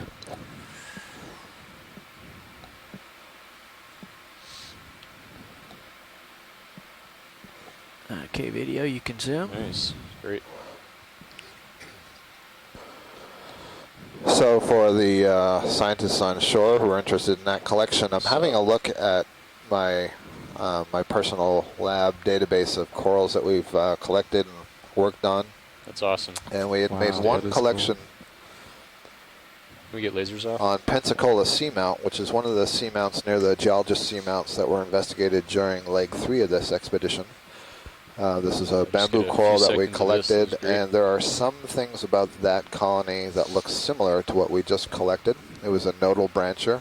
It was only in one plane, though, not the multi-plane that we saw here. And the polyps, though, look somewhat similar.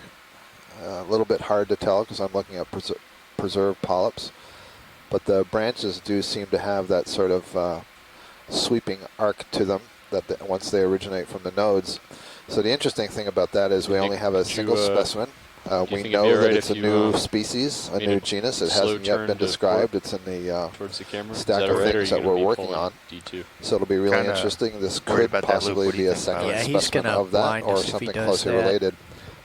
What I can say is, based on the genetics of the specimen that we did collect, is that it is in the same part of the phylogenetic tree as Jasonisis. I don't want to do that right now. But there are a number of differences from that we don't believe it's actually Jasonisis, just something closely related to it. So that may be a representative of a new genus and possibly a new species. So that was a terrific collection. I'm coming up. I'll note that the one that was previously collected on Pensacola Seamount was collected at 1,500 meters. I'll go back down, head north, and you can come. From where I am, anyway. Is this a sponge 40 meters or is this at 300 degrees at 0.2 knots. Sponge? That was my first guess. Yeah, I think it's a sponge. I'm finding it a bit unsettling that the more I'm doing this, the less sure I am of what I'm seeing. Well, I think that's a good allegory for science, is that the deeper in you get, you notice the more questions that we have. Yep. But this is a sponge, I think. I have a great quote taped to my office door from Mark Twain, who says, let me think. He said a lot of things worth repeating. Sponges treat a pleura. He did. Yeah, this was, I think it's, the more research that is done on the subject, the more darkness is thrown upon it. And if we continue to research it, we shall soon know nothing at all about it. Okay, we can zoom. Let's throw some light on it. Hey Dan, we can zoom from here. I've run out to the end of my leash here, but we can get a closer look at this, this one here. I noticed that as we zoomed in, there was one of the sea star predators of corals on the rock to the left. Yeah, Mackenzie. I've got him marked for scrutiny here in a moment. We've seen a few of them, but I just made the observation. Partial. Oh, look at him. He's actually feeding on a bamboo coral. It's pressed down. Holding. That's a pretty young bamboo coral to be picking on there, fella. You can see that the polyps have all been removed from the lower part of the colony, and I suspect under the weight of that sea star, it's bent over the colony. You can see it kind of moving up and down in the water. The sea star we think is Hipposteria, one that we've seen a few times on this dive. You can see all the polyps of the colony have closed up. They're sort of pulling in their tentacles. Don't know if that's going to help. Run off to the end of my leash here. Wide. Just back up and have a look around here.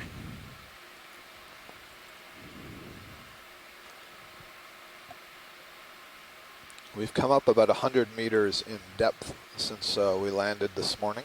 So perhaps more need for predation events when a sea star does find a colony that they hang on and eat most of it.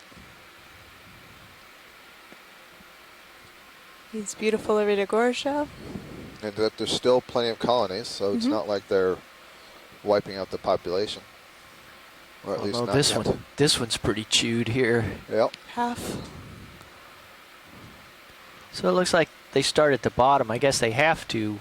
It supports them until they either eat their fill or break it and drop off, or that does seem to be mostly what we see, but I don't know that it's universally what we see, and I don't know if that's because, you know, how long is that sea star on that colony?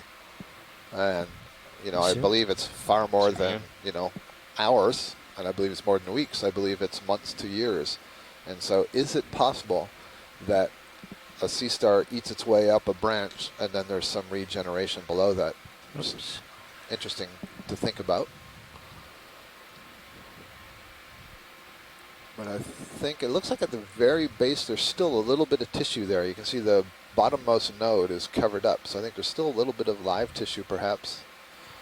But then it's cleared. Go ahead, Dave. If a polyp is isolated there, like I'm not sure I can see any tissue between them. Agreed. But you know, if they lose communication with each other, can they continue to generate new tissue? Right. You know, if they get enough to eat. Right, exactly. So that's the whole bailiwick right there. Can I get enough to eat? So essentially, it's on its own. Whatever it can capture, that's what's going to sustain it. And it would have to capture enough that it could both sustain itself and have excess energy for continued growth and either reconnection. Actually, that's a good question. You know, I do not know if anybody's done a study to see if you separate the polyps, if you separate the tissue, can they reconnect? And you would expect that's the case based on studies of other organisms, that if they're genetically identical, then they can fuse, but if they're genetically different, they won't. So it's possible they would, but I don't know that they can. At any rate, that one isolated polyp would have to get enough energy in order to put some aside for reproduction, basically, the budding off of new polyps as opposed to just sustaining itself. And it does look like the tissue does continue at least below it. So I think it is connected. Yep, it's very thin. Got any more zoom? A little bit. Yeah, let's see if we can can see just a little bit of tissue there. One polyp here. So that one polyp is connected to the ones above it, but there's no continuation down, and there's it goes no down to tissue up on the branch. The fork of the branch there. Nice view, though, of how thin the tissue really is. I wonder, you see, it looks like is that a snail that's right at the edge of the growing tip of the tissue? Something is there. Yeah, it's something is there. Or could it be a tiny barnacle? I was leaning towards barnacle based on the other ones. But it's at a funny angle. Right there, yeah, I don't know. But I agree, it does kind of look like a barnacle just sort of lying over. Okay, video is fine with it. And this is, by the way, a keratoisis, and the genus keratoisis in the bamboo corals. One of the characteristics is that the branching arises from the internodal part of the skeleton, that is the white part of the skeleton. Yeah, Pilot, so that I don't know that we've seen really healthy examples of the keratoisis on this dive so far. We're at about waypoint 2 Seems a lot of them have been sort of skeletonized. West towards waypoint 3. Okay. Does that sound okay? It does. Let me get a look up up ahead here north to the end of my tether.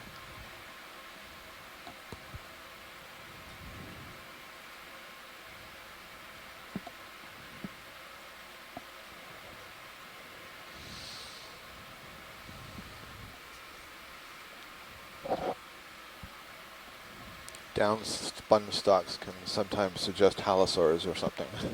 Eels. Watch lead, this is Nav. Go ahead, Nav.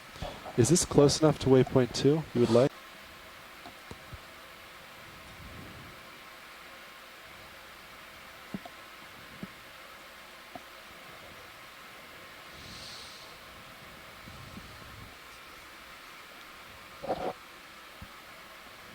Down sponge stalks can sometimes suggest halosaurs or something.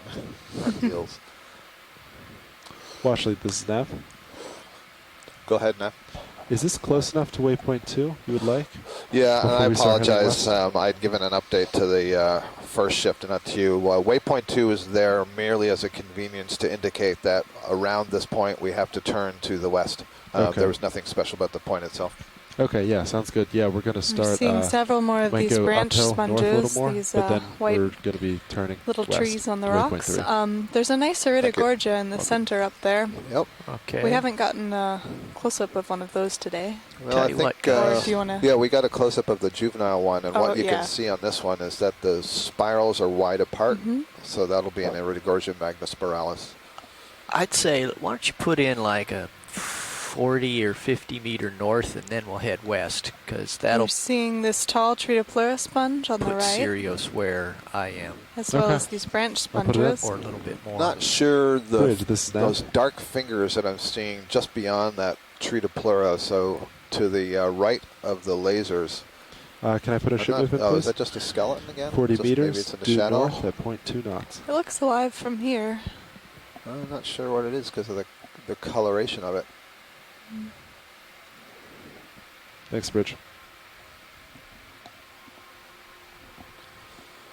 So one thing that's interesting about this Iridogorgia is you notice it's standing straight up, which is telling me that the current is very weak at this point.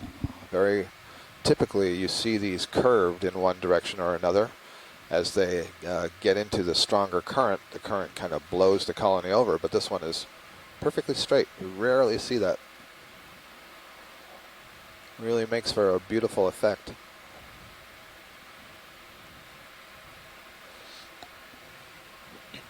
Iridogorgia is in the family Chrysogorgiidae, and many of the Chrysogorgiid corals are particularly beautiful, and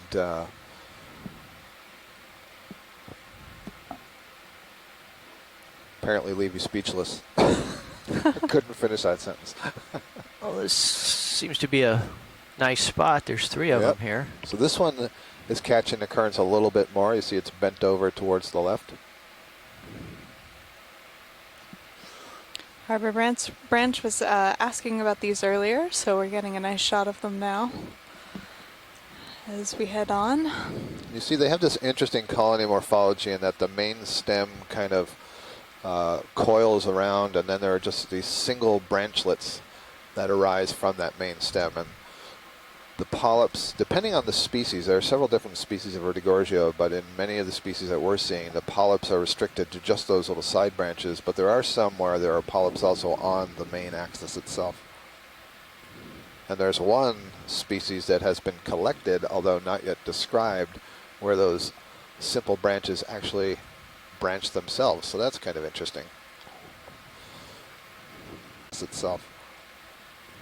And there's one species that has been collected, although not yet described, where those simple branches actually branch themselves, so that's kind of interesting.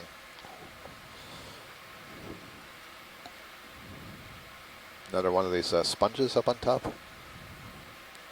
Well, I think it's a coral. Yeah, okay. But because I've check it out. chased several of them thinking exactly the same thing. Right, I mean, they look like corallium, don't they, from a distance? Yeah. And then you get in, it's like, oh, it's another sponge.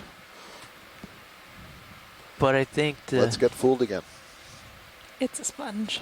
You think it's a sponge? I do. Yeah, it's got thick branches. That's kind of the indicative thing. But let's zoom in a little bit here. Let me try Standing by. Try to glide gently to a stop. It's kind of like being on ice skates here.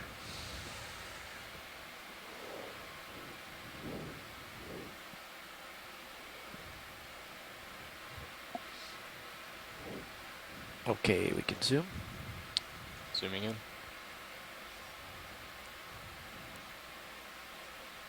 Sponge. Sure enough.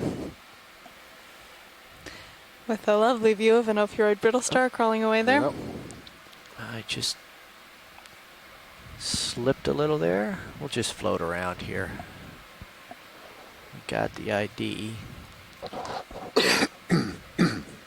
So am I to understand that this cruise is the first time this form has ever been observed? I don't That know we about. know of. Yeah, so just to be careful of that, we Sure. know of branching sponges. Right. Okay.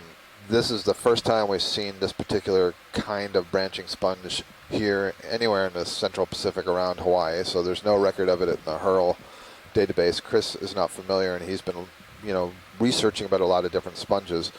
But there are some branching sponges known, and what he's trying to find out is, could this be one of those, or is this something completely new? So to help with that, we collected a sample of one of these yesterday, and we'll look at the spicules, the tiny silica structures, the hard parts in this sponge, and see if that compares to any of the existing branch sponges that are known. So Dave, as we come off farther in the distance, when we first got into the sponge, I noted in the background a kind of lyre-shaped, you see that colony? Yeah. Let's just get a quick look at that, see if that's something different if we could. But I'll ask the question, I'll put it out to Chris Kelly on shore. Have you sent the image of these sponges to any of your colleagues to see if it rang any bells? Lots of coral colonies. No, not yet, Scott, but the person I will send the photos to is Rob van Soest in the Netherlands, who specializes in demisponges. Great, thank you for that. So maybe in the next couple of days we'll be able to give you an answer, Dave. Great. Okay, we can get a zoom here. Zooming in. Looks like this is going to be another primnoid.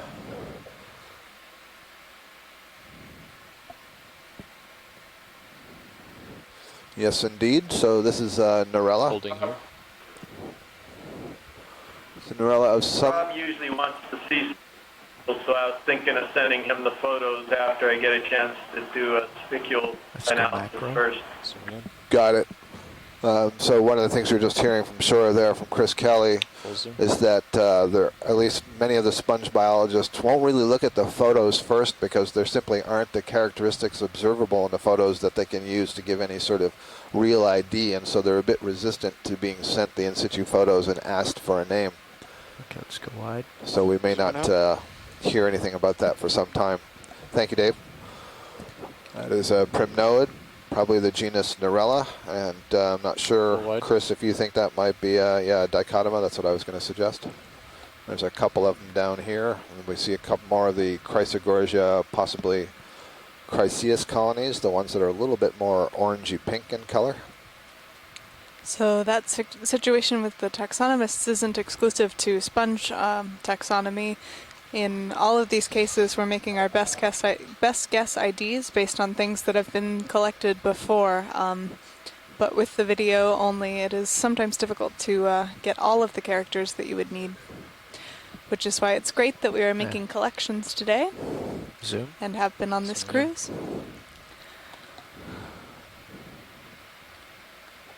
So I wonder if this is what we just got a collection of. It's describing that it might be something that is undescribed but close to Jasonisis.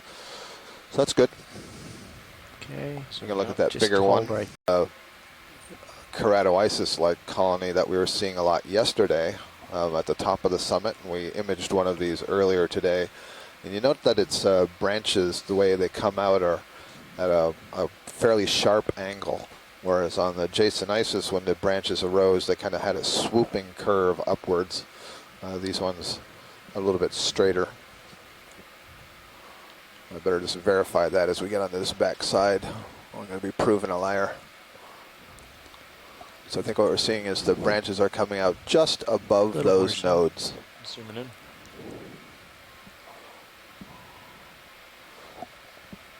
Well, certainly that's the case in that larger branch down there. And there, yep. Although that one almost looks like it's at the node, but most of what I'm seeing are just above the node, so that's good. Thank you. Okay, wide, please. So that's a keratoisis of some kind.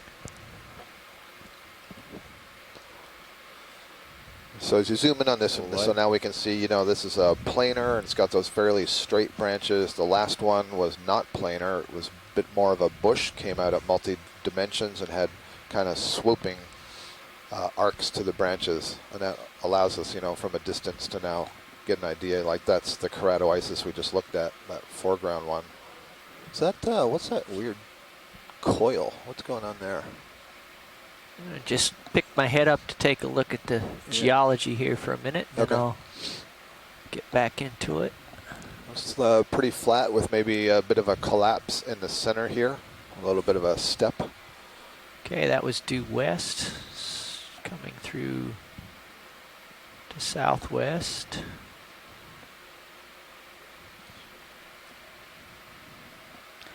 We are at a depth here of 2,237 meters.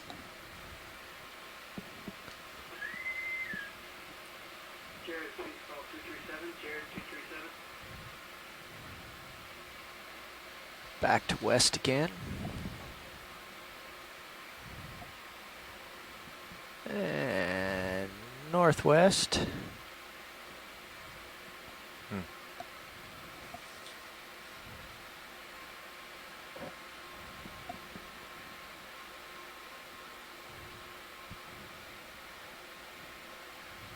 North. Okay, and there's some downslope right there. Yep. Yeah, pilot, so for the next move, do you want to move it about 300? That seemed, as you're rotating, a good direction. Yeah, it looked good to me too, Sean. Pretty nice density that we're seeing here. I'm seeing lots of these Since it's flat, are you good with a 50-meter move? Sponges, some keratoisis. East. And let's see, this is looking to the east and now turning towards the south. So this is looking back in the direction that we've just come across. Yeah, that's southeast. That's pretty much so pretty good the way we concentration. came. Yep. We'll come around to south, and that's the world around us. We are seeing that this ridge does have both a high density and a high diversity of corals and sponges here. Good stuff. So I think, you know, we're going to now start making a move up towards the west. We've been traveling more or less to the northwest. And I believe what's going to happen now is we're going to move onto a little bit of a plateau for a bit until we start to pick up the next upslope. So we've been moving along the crest of a ridge which was dropping off to our east and our west, more or less. Can I get a ship move, please? So it was relatively narrow. 50 meters at 300. And now the area that we're on just something gets to be a aware little of. bit wider Looks like the and flatter. daisy chain has slipped down the line. Nice. Okay. And it's loose at the end of the BSR. Thank you, Bridge. On. Watch lead, this is Nav. Go ahead, Nav. Yeah, so I looked up some of the drawings. So the narrowest point between the front skids is about 2 feet. So as they extend outward, it's closer to about 3 feet. So then the actual rock boxes, when they're fully outboard, are approximately, depending where you measure from, 3 to 4 feet We've got apart. another stocked sponge 3 to 4 feet, is that what you said? It's probably yes, Bolosoma. for the actual rock boxes themselves. We've gotten some good views of Thanks, these Sean. earlier today. Appreciate it.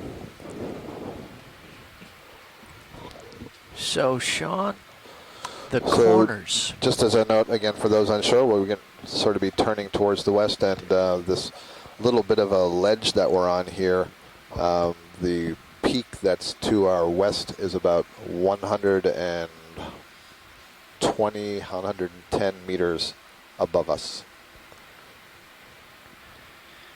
So, Sean, out at the corners, the tips that we can just see in the camera now, how far apart are those two corners there? About 3.5 feet, yeah. So a meter. Meter, yes. So there's our meter stick, Scott, right in the lower part of the picture. The corners, what I call my toes. All right, so 1 meter. I'm communicating this to some shoreside scientists at the Harbor Branch ECC who are asking about that as you say, a meter stick. This looks like a munid galateid crab that has crawled up onto or swum up onto this sponge. These crabs are capable of swimming by flapping their abdomen. They don't swim like the shrimp and amphipods that we see that use those thoracic leg or abdominal legs to paddle. This is our first of the galatheid crabs today. We can get a little bit of zoom here, Dan. Zooming in. If I can. And I will hold right here. Perfect. Very nice.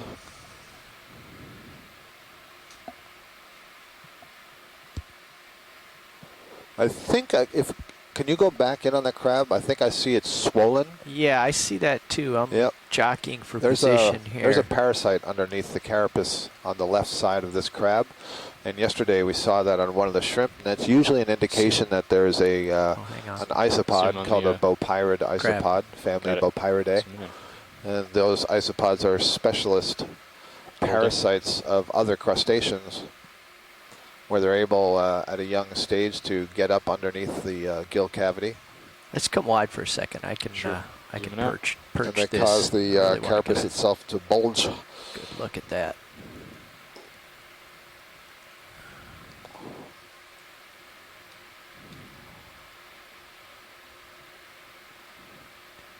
Just make sure I'm not squashing anything here. Getting pulled, Dave. Oh, sorry.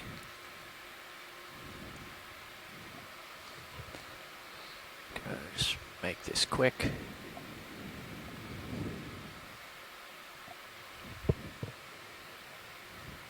Okay, zoom. Okay, zooming in.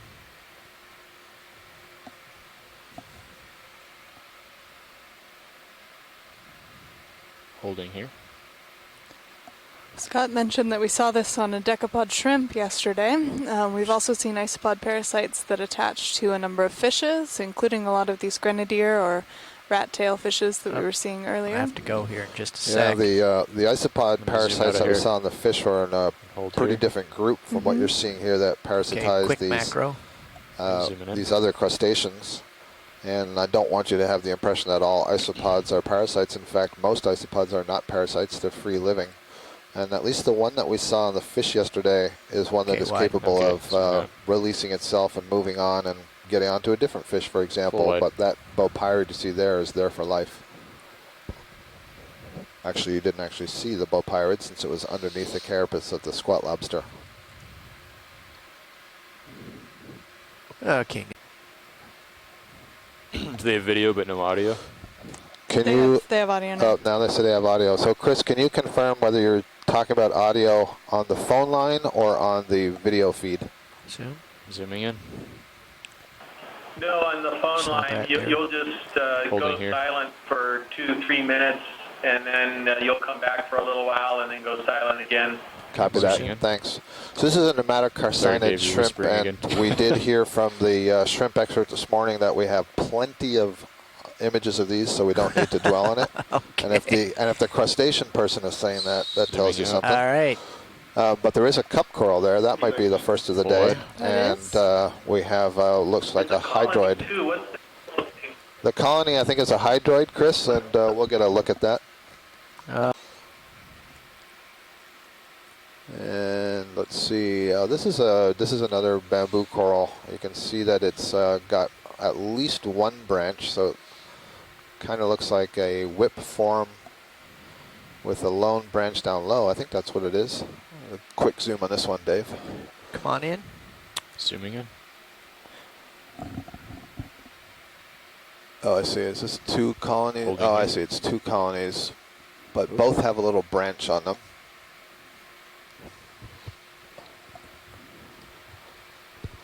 There you go. You can see actually multiple branches at the base, so that's a good example of what we talked about earlier. But this one on the right side, I thought I saw one little branch, but maybe not. Maybe that's a pure whip. The tissue looks thick on this fella. Yep, I think these are two different species of bamboo sitting next to one another. Thanks for that.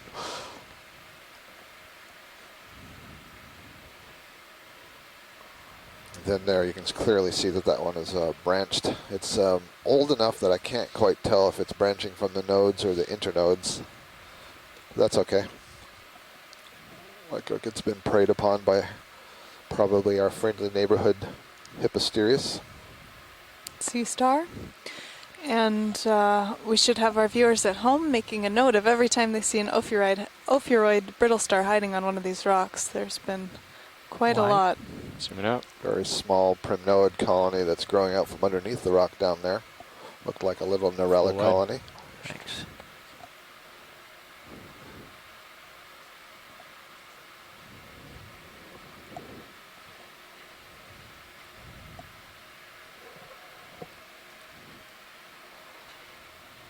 Is a very diverse family of octocorals. There are 43 different genera in the family of Primnoidae. 300 so that's really quite rich. That's telling you there's a lot of morphological diversity within that one family, and that one family is characterized by having those scale-like coverings on the polyps. And then there are so far 43 species of Narella described. And based on data on the distribution of the Narellas in the oceans, and what we know about the relative percentage of Narella in other places compared to other species, it's thought that there's going to be many more species of Narella still to be discovered. And it's kind of interesting if you look at papers. I was looking at 3 different papers yesterday from 2007, 9, and 12, and I had to keep changing the number. And the oldest one that I looked at from 2007 said 32 known species, and the one from 2012 is up to 43 known species. So already in that time, there had been 11 new species described.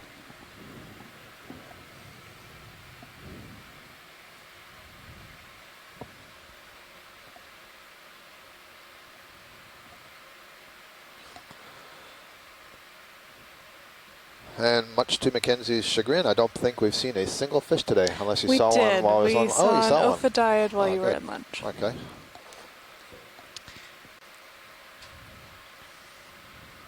I came over here simply because this was waving at me. I think. Is this one of these waving sponges, I believe? The monoraphis type sponges? I think so. Yep. Yep. So we were able to collect one of these on an earlier dive.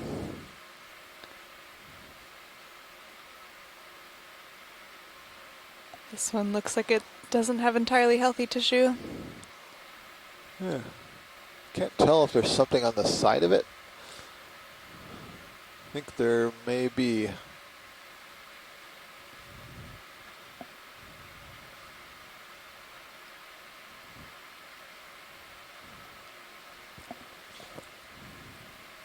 Looks like it has holes developing in it, doesn't it? You'll see this kind of bumpy crust here. This is that manganese incrustation that we've been talking about. It precipitates out of the seawater after these lavas have cooled and been under the water for a long time. And this is very common at these depths. There's a much smaller one just at the base of the monoraphis. Wide, please. There's another one growing off the side. These rocks are slippery. Full wide. Yeah, I am curious as to what is growing there. I'm chuckling because the Harbor Branch ECC has just started a fish counter. Fish count equals 1. Okay. It's been come back initialized. in. Zooming in. Holding. Yeah, just gonna. I wonder if that means one of the students in the ocean exploration class has chosen fish as their target. I hope not.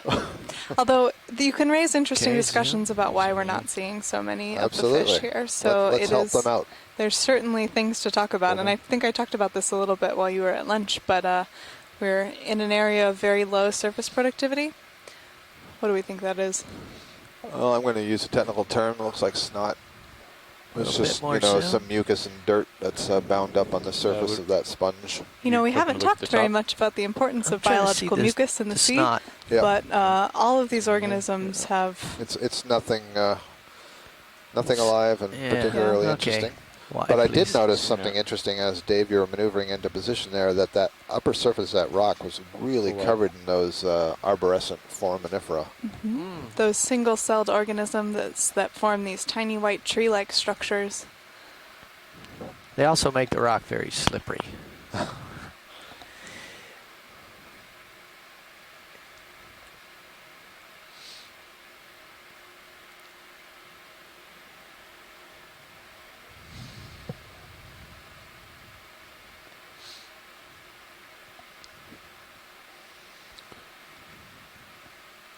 Bamboo coral there. Looked like it might have been Isidella trichotoma. A dead Tritopleura and another one of these branching sponges. Is that a Chrysogorgia? Yep, I believe that's a Chrysogorgia chryseus. They have that really round shape to the fan that at first you have to be sure, am I looking at a mound sponge or am I looking at a colony head-on?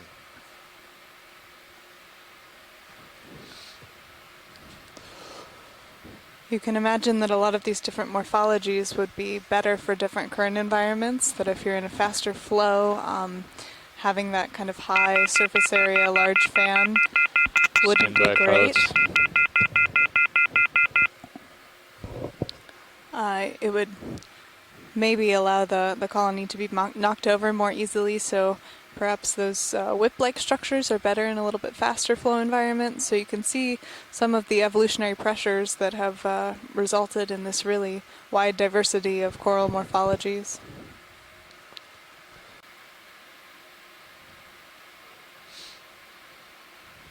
Nice look back here. You can see this relatively smooth bottom, some places where the flows have collapsed, and so you get that kind of rubbly appearance, but overall there's been this covering with the manganese that really smooths everything out. This primnoid coral in the foreground, this fan has an ophiuroid in its branches. And this particular kind of ophiuroid, this ophiuroid is a brittle star, this kind of echinoderm, doesn't seem to have much preference for what it will clamber up on. So we've seen those on bamboo corals today and primnoids, and it's more a means of getting up off the bottom than it is on feeding on the coral itself. Whereas we've seen some others that are much more specific. There are some brittle stars that will only be associated with certain kinds of corals. So there's a lot of variation there as well. Just adds to all the diversity. Quite a bit of current up here. As you can see things waving around. Yep. Wide. Zooming out. Full wide. Thanks. So I guess a question, Mackenzie, is what haven't we seen today that we saw in abundance yesterday? We're on the same sort of, the same general sort of feature. It's this very long linear ridge that's kind of interrupted. So it's kind of like a series of 3 or 4 little seamounts that are kind of connected by continuous ridges between them. I would say that we're seeing a notable lack of some of the crinoids that we've been seeing on other ridges. They've been in very high abundances on most of the dives that we've been doing recently, and not so much today. We have seen a few here and there, but not Getting many. a look at that little yellow thing, Dave? Is that what you were doing, or just spinning around for the global? Just let's zoom right here. Yeah, how about this little red thing? This that's might be an what Anthomastus. I saw. Okay. Yeah, good call. I don't believe we've seen an Anthomastus in a few days. Oh, we saw the one that was just the 2 polyps, didn't we? Yep. Or you saw it, I was on lunch.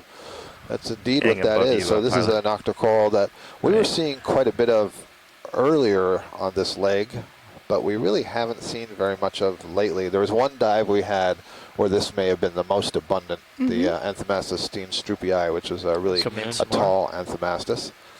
So this is a much shorter one. This is an octocoral that has extremely large polyps relative to the size of the colony, and the colony structure is quite different. Instead of, if you could imagine the branches of a tree, actually, let me back up there. If you think about your own skeleton is encased in tissue, and it's hard parts This doesn't have a skeleton like that, although the fans that we've been looking at, those bamboos and primnoids do. This instead is more like a cemented together group of sclerites with the tissue running through it. Let's get a quick snap on whatever this is. Right here, zooming in. That's what I thought. This is a Storopathes black coral. Thanks for that zoom, Dave. Okay, right. So I believe that's the first one we've got a close look at. I think we've passed We've over already, one or two, gone maybe. over one. Yeah. We So have that's a good addition. Sorry. Some more of the Bathypathes, another black coral. I don't think we've seen any Heteropathes. No. Like you say, yeah, there's so many crinoids the last 2 days, actually. They seem to be lacking. Stocked and unstocked. Tissue, and in fact, the tissue will go all the way down and cover the holdfast, since as the colonies grow larger and larger, it would be better to keep the holdfast growing. And I'm going to stop here because we have a fish. So this is a macrurid. We can see by that dorsal fin sticking up, and this might be one of the small brown macrurids that we've been seeing. If Bruce Mundy's on the line, maybe he can tell us a little bit more about this, because there are some cool things we've heard back from our macrurid experts. He's got a parasite on the top of his head, or is that a spot? So we've been seeing a lot of these little black macrurids, and we're unsure of the identification, and we think that this might actually be a genus known as Kumba, and they are very rarely seen, and we sent these to Tomio Iwamoto, who's the macrurid expert, and he let us know that this species hasn't been seen alive in 100 years.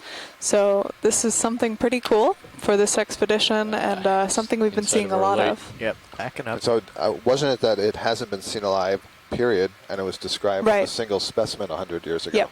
Yeah. There you go. So these are great views. So maybe Kumba hibitata. No. The video's frozen. Terrible timing. Zoom. But we do have those that footage, and you can also check out highlights from the dive on Stream 3 later. So you'll see these, that barbel on the chin, that's notable of the macrurids that we were talking about earlier, as well as that dorsal fin. Go ahead. Sorry, I was just going to ask you, are those parasites, or is that part of other barbels that are coming down on either side? I think the adapted pelvic fin down there. I see, okay. So this is a very cool find and something very exciting. These are known as rat tails or grenadier, and overall the family's very abundant at depths from around the continental slope down to about 6,100 meters. So I'm thinking that's another group that's got a lot of species described, isn't it? It does. It has very many, though fewer as you get onto the abyssal plain. But certainly a lot on the slope, and some of them are commercially targeted species. I now don't think that's a parasite on the head. I think it's just a coloration. Sloughing off of scales. Yeah. So I think one of the ways that he was identifying it as Kumba is that it doesn't have those scales on the head. One of the remarks that Tomio Iwamoto made in his email is that Iwamoto,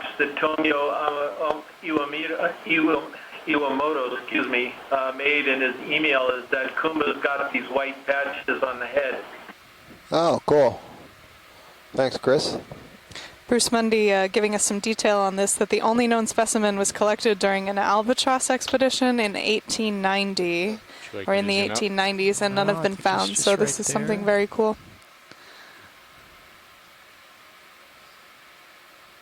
Yeah, maybe better. Oh, there he is. It's getting real far away now. Yeah, I've kind of run off in the wrong direction here. We did get some great shots of that, so that was very exciting find. Thank you. Wide. All we have to do is talk about that we're not seeing fish, and we see fish. Well, let me consult my abacus here. Yes, we now have 2 fish.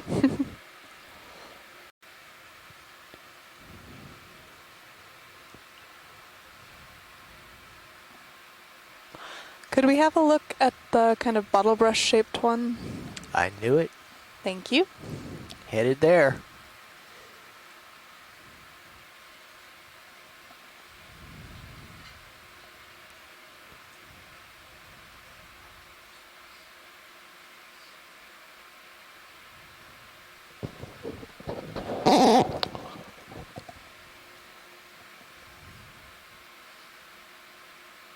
We can zoom. Zooming in. Holding.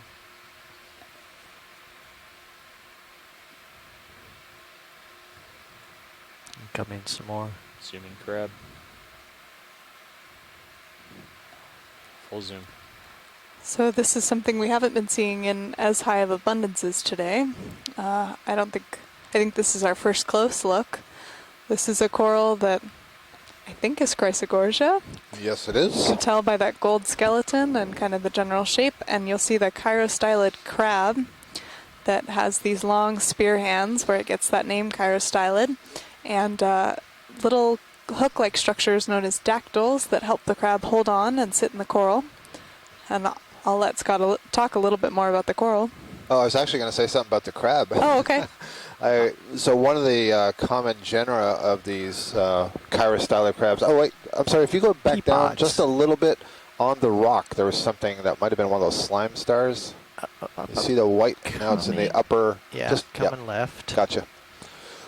Right there, I saw something poking out. Oh, it's a polychaete worm, I think. We're seeing just the head end there, I guess. But what are the pea pods on the coral? I think what I'm talking about slime is star in a hole, maybe. Yeah, the slime star, that white thing sticking out. So I think I was right the first time. But yeah, what are the pea pods? There's three. There's one above the crab. Lots of those stars. So let's look at what those things are. Got any more zoom? I'm at full zoom right now. Okay. Huh. Okay. Well, there's one there. Yep. Something white inside of it. I wonder if they're little egg masses that have been deposited, like squid egg masses, maybe? Yeah, there's another one. There's a third one. Yeah, for sure. I'll bet those are egg masses of some kind. Well, what I was going to say is one of the common genera of chirostylids that's associated with corals is Uroptychus, Uroptychus. And I wanted to bring it up because I checked it out last night on the World Register of Marine Species, and there are 158 known species so far. And we keep hearing from Mary and others that they don't recognize this particular species. And one of the reasons there are so many is because they seem to form these close associations with corals, such that I'm exaggerating just a bit here to make the point that for every possible species of coral, there could potentially be a species of crab. And there aren't that many, but the point is it's a lot like pollinators and flowers. There are certain insects that only pollinate certain flowers. This is one of the reasons why you see such a high diversity of insects. So that was an interesting view. I wonder if those were due west egg clusters that we might be able to get some good image extractions from and learn a little bit more. That's looking pretty good. Okay. Bridge, this is Nav. That we might be able to get some good image extractions from and learn a little bit more. That's looking pretty good. Okay. Bridge, this is Nav.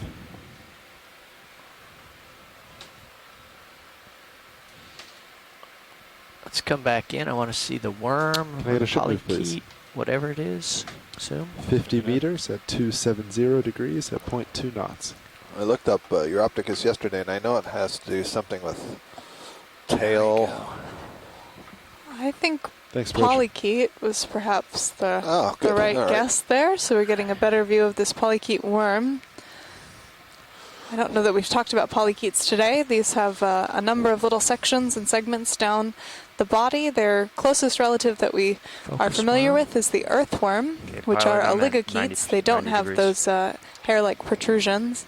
Okay, and come on. This is a scale worm. Among the polychaetes are another very, very diverse group. I think there are more than 35 different families of polychaetes. That's how diverse they are, and lots of species in genera. And those ones, that one there, belong to the Polynoidae, which are the scale worms. So named because the modifications of the legs which form these scales protecting the upper surface of the body.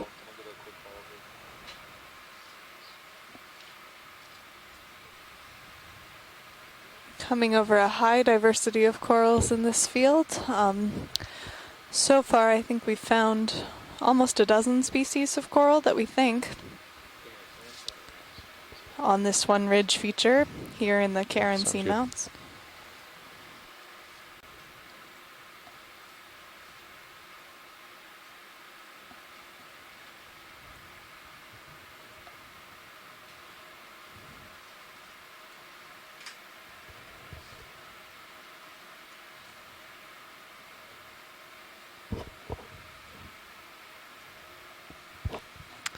We're getting back into the steeper terrain here. Lots of bamboo corals in this little area. We've been noting the patchiness of the communities on this ridge, that we've been finding areas where one species dominates and then moving towards a slightly different species between the corals and the sponges up here. Branch on that one there in the middle. Passing another one of these Stridopleura sponges that are quite impressive.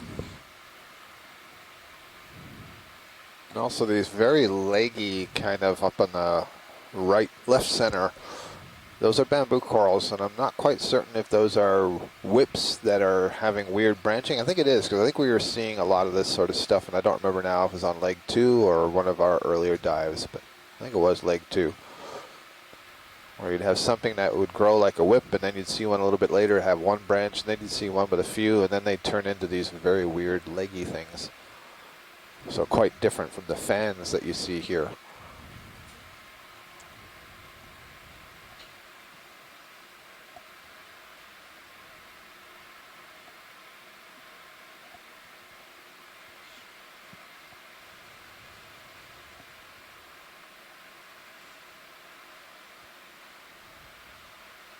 Quick zoom on the, I don't know if I can even catch it.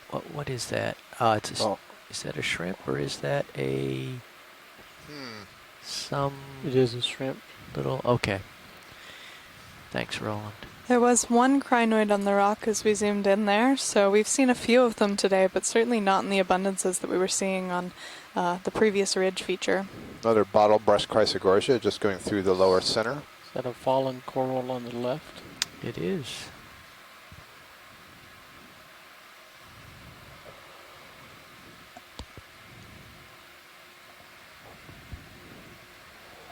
This looks like a coral that is maybe taking a tumble and is lying on the substrate. And sometimes you find that these colonies are still alive and can reorient the growth upwards. Oh, I see. The whole rock is tipped over. Is what the problem is here. I think the and there is still tissue.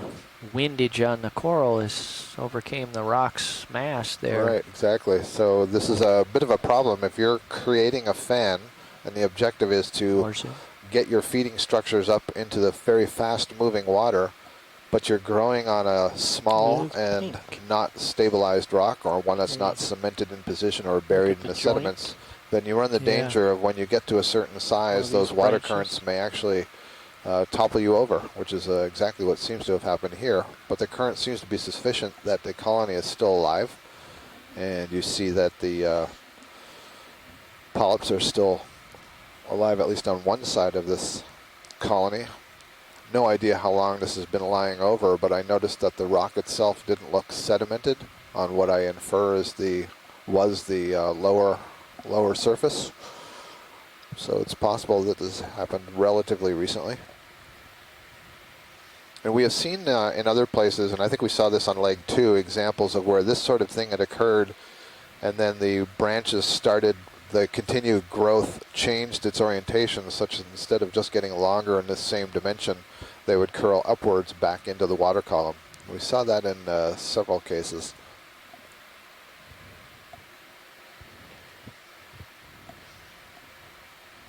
This is one of those colonies that looks like the branches are arising just past the node, so this is one of the keratoisis-like forms. Should get a full screen shot.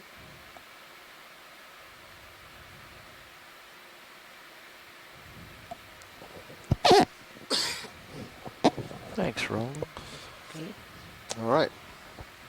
We are at 2,200. Feature that's at a depth of 2,109 meters. Here's an impressive collection. Yeah, some very healthy bamboo corals.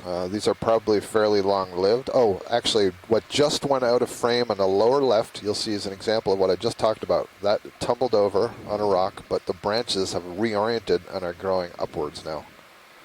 So a good example of this one has just been here for a longer time. So you see there was growing to the right at some point. Maybe it didn't actually, the rock didn't tumble. Maybe it's just that it grew from the side of a rock, and they're all sort of curving upwards now once they've got a certain distance away from the substrate. Thanks, Dave. But yeah, the size of some of these colonies I would imagine that these are hundreds of years old. To the left. Sorry, go ahead. Oh, I was just going to say, you'll notice that these colonies can also be homes for a number of associate fauna. A lot of animals such as sea stars or these crabs make their homes up in the branches of the corals. Nice view, Dave. This is a great indication of how many of these large colonies there are here, which suggests to me that this is a fairly stable bottom. You know, we're not getting landslides or sediment slumps or anything like that. You know, we're on this raised feature. It is raising up above us, but clearly there's no big source of sediments up there that creates landslides that could wash these away. So looks like a pretty stable place to live if you've got a good stable attachment point, if the rock doesn't crumble underneath you. Co-pilot, I'm going to put This is an interesting point too, that the deep sea being a relatively stable environment, of course we do get some variations, but the organisms are adapted really to live at a very particular temperature. It's one of my favorite observations, like a bamboo whip with one little branch coming off of it. And so earlier I talked about that really scraggly looking colony. That's the kind of thing I mean. They grow as a whip for a while, and then I'm not sure what the cue is, but they start putting out these branches. And knots. It highlights the danger of assuming you can identify something just from this shape alone at a distance like this, because the devil's in the details. That's another Iridogorgia colony.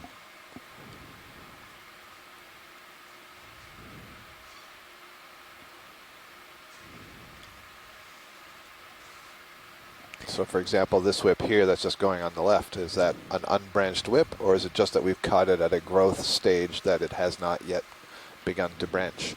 Some of them we can tell because they branch very close to the base, but other ones it gets a little tricky. Can you give us some sort of an idea, Scott, of the number of deep sea coral species that there are and kind of the depth range that they cover? I know that's a big question. It's a big question, and I really should have the answer to the former on the tip of my tongue, and I don't. So how many deep coral species are there?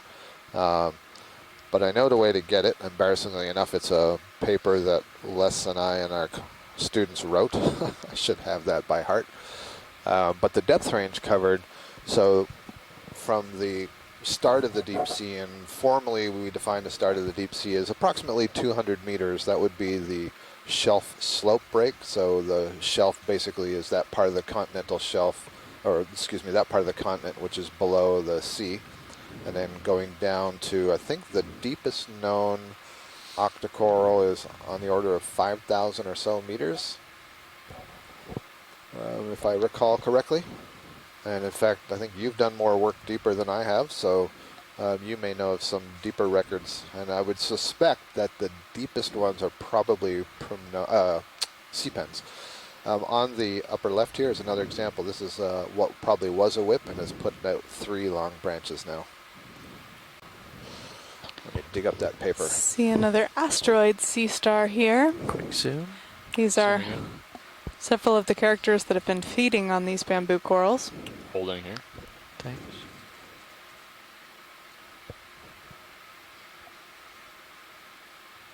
You can see the tube feet coming off. We think that they're sensing into the current by holding those legs up. A little more zoom.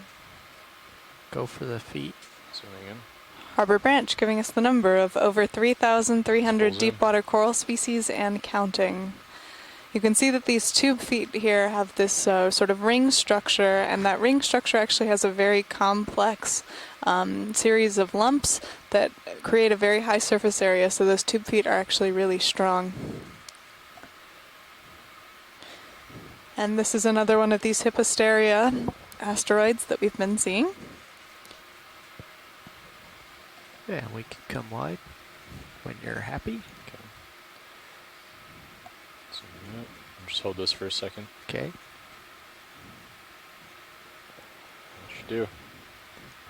So I'm kind of glancing through this paper, Biology of Deepwater Octocorals by Les, myself, Eric Ponte, and Ann Simpson. And the introduction that Les wrote he noted that, still the best review of octocorals, of all species of octocorals, comes from 1924, a 1924 publication. So since that time, there's been no single synoptic paper or book published on all of the corals. There's a couple of pretty good websites. Cal Academy of Sciences website is a pretty good place to go. It's Gary Williams, who's a specialist in sea pens and other octocorals. We talked about him on this leg when we talked about the rock pens. He described those rock sea pens. But his lab maintains that site, and it has a lot of information and a lot of the papers that have been published. But there's no single paper that reviews them the way Kukenthal did. He's a German researcher in 1924, and at that time he counted some 781 species of octocoral, 29% of which, 226 species, were deep water species. And there's been a number of descriptions since then, and I'll see if we had another number later on in the paper. The ship's door is now open.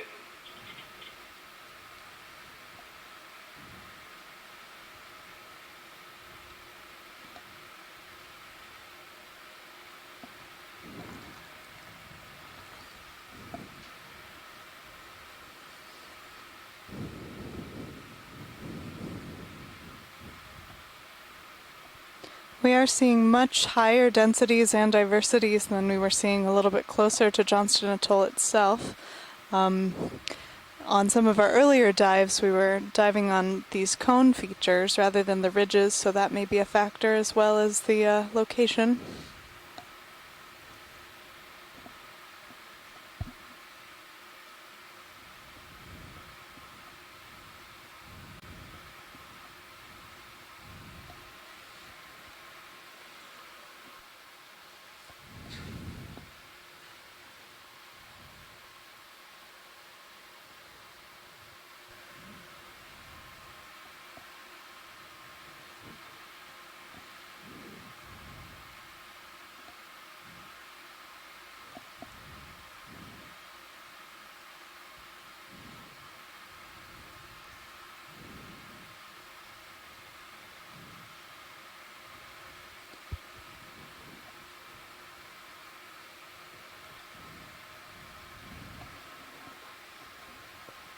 If we get a chance, could we also get the lasers on?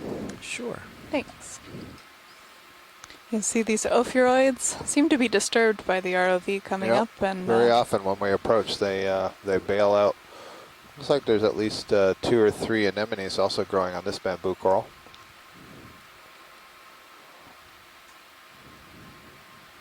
So I think this is another example of the one we took a sample of earlier today that I suggested might be related to Jasonisis, although I don't think it is Jasonisis. Holding here. these ophiuroids are known also as serpent stars, and you can see why with these long branching arms that are able to wrap around the branches of the coral. So although this is on a bare skeleton, we don't think that these are feeding on the coral colony. Correct. Several anemones here. I see some zoanthids overgrowing part of this bamboo coral on the left of center. You can kind of see as you're looking at the polyps, some of the polyps suddenly get a lot larger, and there's some other ones, the pinkish ones down below. They have a greater number of tentacles, and the oral disc, that is the part that surrounds the mouth, is wider in diameter.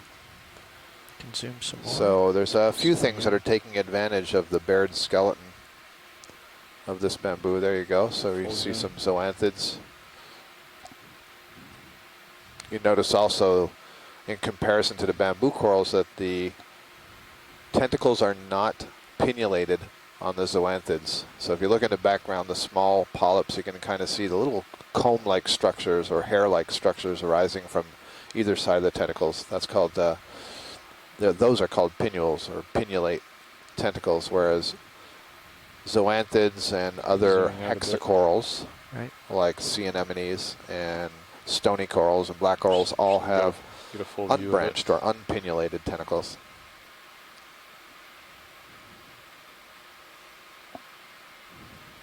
There's your beauty shot. Perfect. All right, that should be fine. Thank you, Dan.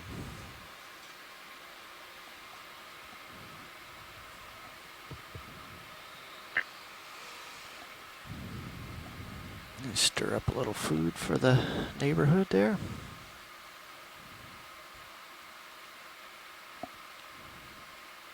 While glancing back at this paper on the biology of deepwater octocorals is still trying to answer Mackenzie's question. We didn't make it easy on ourselves. There's no just one place where it says how many species there are. But go ahead. Is there another octocoral review then coming down the line with you and Les? Well, we're still trying to figure out how many species there are for ourselves, I guess. But I did tell you that there are 3 major deep sea families, and we keep saying their names over and over again as we go here, and that's the Chrysogorgiidae, the Primnoidae, and the Isididae. The Isididae are the bamboo corals that we were just looking at just now. And so I can give you at least a little bit of a answer for each of those families since we looked at those in more detail. Yeah, go ahead. So the Chrysogorgiidae, there's 14 known genera, and they get down as deep as 4,492 meters. And let me skip ahead to the other families. Yeah, that looks pretty good. All right, put it in.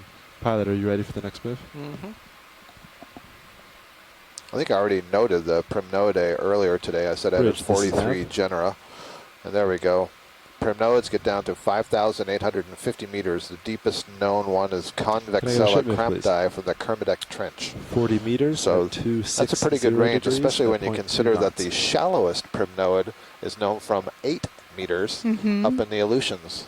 And you might ask, well, how can it be both a deep sea and a shallow water genus? Well, one thing that's interesting is the Aleutians are cold. Take a look at you have cold water just like the deep sea here. It's currently 2 degrees Celsius. And there's a hypothesis that one way to move from shallow to deep is if you do it in an isothermal water column. That is where the temperature isn't changing. So there's a purple unstocked Comatulid crinoid here. We haven't seen the purple ones before. Maybe we passed one earlier on the dive, but these are also echinoderms. A relative of those sea stars, brittle stars, urchins, and sea cucumbers. Okay. And they're also using these arm structures to reach out into the water column and collect organic material and little particles that float by. And then they have a number of tube feet that are covered in mucus, and they channel all of the food down the arm and to the center. This mouth points upward, which is different than the asteroid or the ophiuroid sea stars. And you'll notice here a really nice shot of the cirri that they use to grab onto the stalks. And this is a really good view. The crinoid taxonomists were telling me the other day that key features used to identify it come from this particular view. So it's how many arms are arising from the central disc and how do they branch, and also some characteristics of the spination and so on. So this will be a really useful image for them later on. And here comes an idea already from the University of Hawaii, Chris Kelly, saying it might be Atilocrinus. Thanks, that's a great view. So we've been noting a few times, some folks have been noting it, and our video engineers have been noting it, that often, not always, but often when we see these crinoids and other things grasping onto these coral colonies, they're doing it where there is no tissue, and you can clearly see there the bamboo coral tissue has been lost, and this crinoid cirri are hanging onto the bare skeleton. Okay. Nice view. Really beautiful shot of those cirri hanging on. So these Comatulid crinoids can swim if they are spooked or want to move to a more preferable environment. And it's quite the sight. We've seen it a couple of times on this expedition.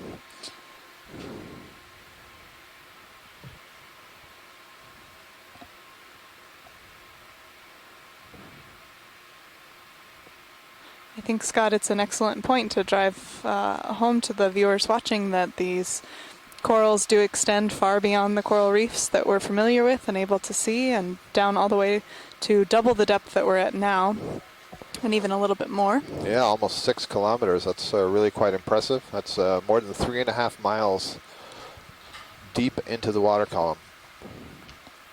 And who knows, you know, we're exploring these new places we've never seen before, and so how many new species are we seeing before us? Another Bolosoma sponge here, as well as several more of these we've been calling cattail or foxtail sponges of the genus Monoraphis.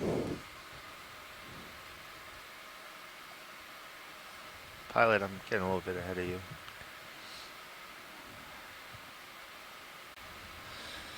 I'm going to let Jeff come in and straighten everything out here while I take a brief break. I'm laughing. He says he's going to straighten everything out, clean up the mess.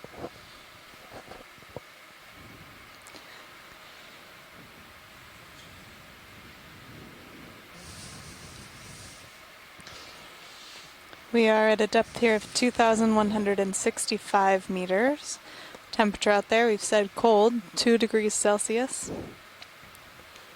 And high pressures of about 3,000 psi, pounds per square inch.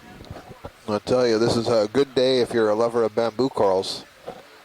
As you are? As I am.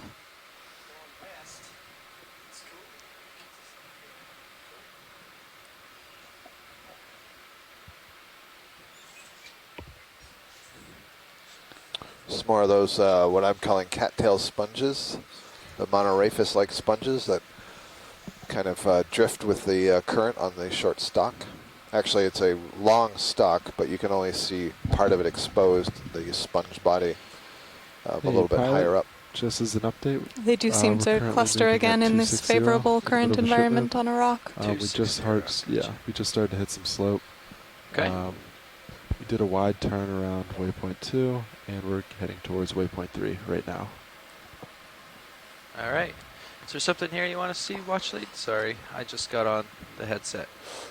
No worries. Welcome, Jeff. I don't think there's anything particular. I'm not seeing anything in the chat room, and we've seen much of this stuff. It's been pretty impressive for much of the dive, so we can go on.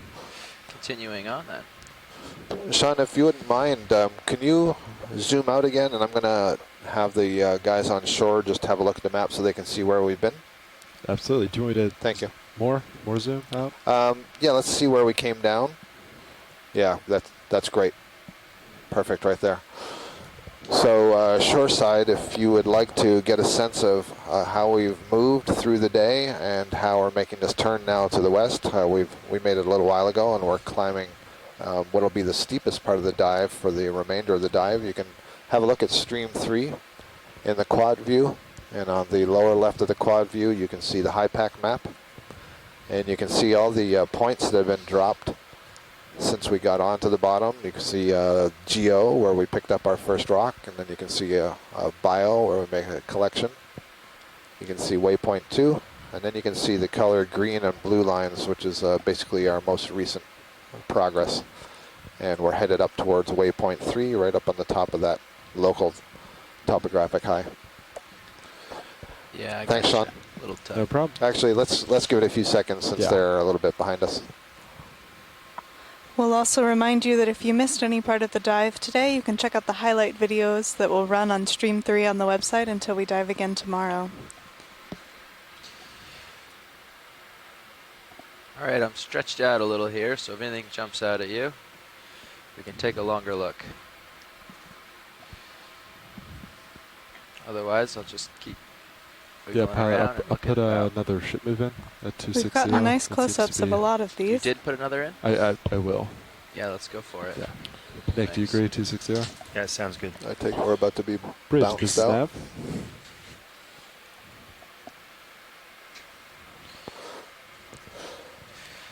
Hey, can someone on the shore confirm that they heard the last thing I said about the high pack screen? At 0.2 knots.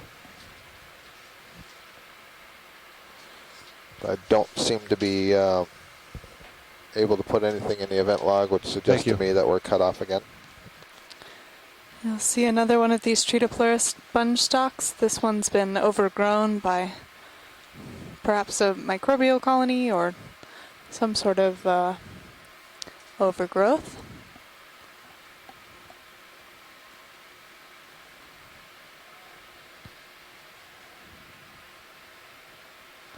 We are seeing a few more crinoids up here, these Atelocrinus, but certainly not in the abundances we were seeing on previous dives.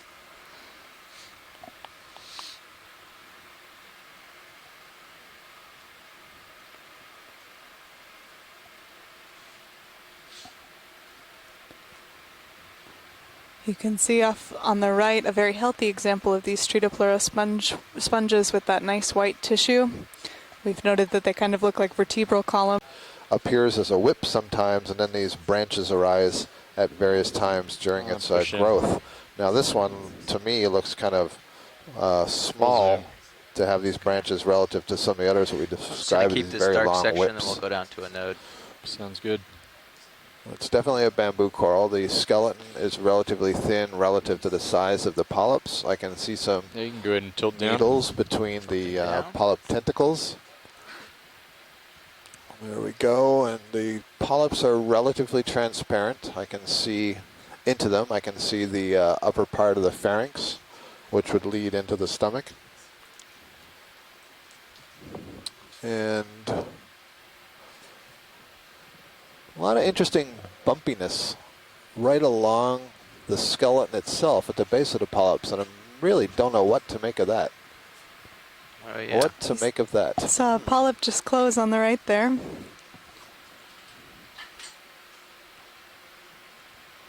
Yeah, I'm not sure. Look, it's almost like on either side of the polyps, like especially on that right branch. Yeah, I see what you mean. And I don't know if that's, you know, new polyps getting ready to bud, or if that's something else. It's kind of interesting. I'm glad I asked to look closely at this one. Les Watling at the University of Hawaii asking if those could be eggs. Yeah, I don't know. I suppose it could be, but they seem to be more on the surface than below the tissue, which is what's such an interesting observation. Do you need a closer look? If we could, yeah, because this is unusual. Yeah, sure. Thanks. Also, what's unusual is I noticed in that part of the branch that we were looking at, it was there was kind of a yellowy gold color. It looked like where the skeleton is, and these should not have a yellow gold skeleton.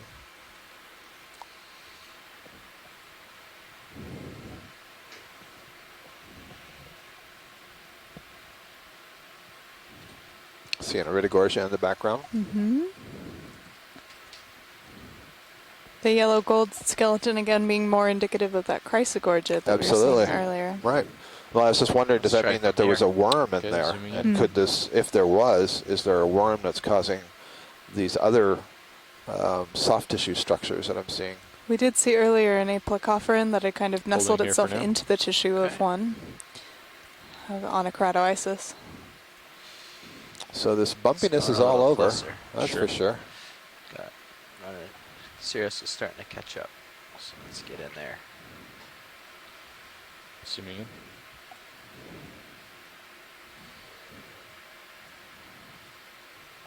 Huh, look at that. I don't think it's eggs. Full zoom.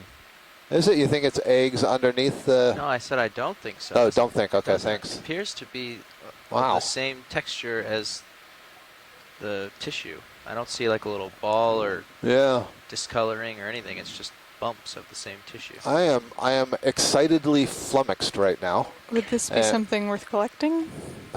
Is it strange enough for that? Well, better get the ship stopped soon. Kind of, yeah, but I want to hear from shore because I'm a bamboo coral guy and I've already got one today. I want to be careful of that.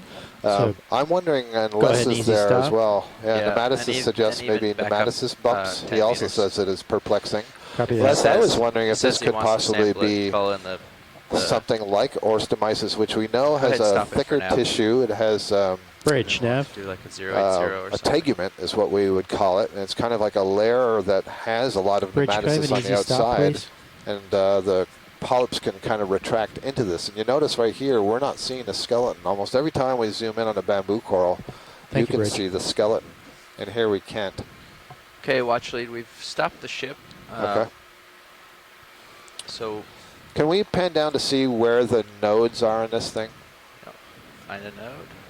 I don't know if we can see nodes actually, but. So we're looking for those nodes that. Go ahead. Go ahead, Les. Looks like there's also needles in the polyps as well, and that would let orstomyces out for sure. So it looks like there's definitely needles. I'm seeing a node.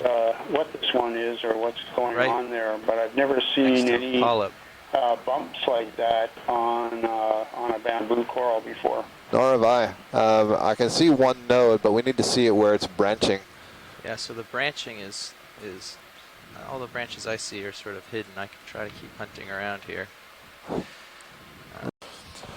Well, Jeff, it's a new species. Maybe we should name it after you, because you wanted me to look at something, and I just thought, okay, let's look at this. I didn't realize from a distance it was that interesting.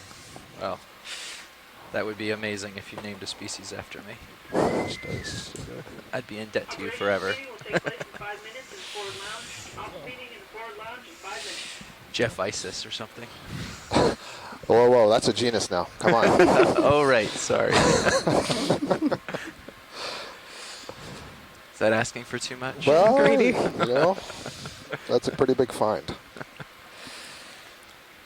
Although there's probably a price.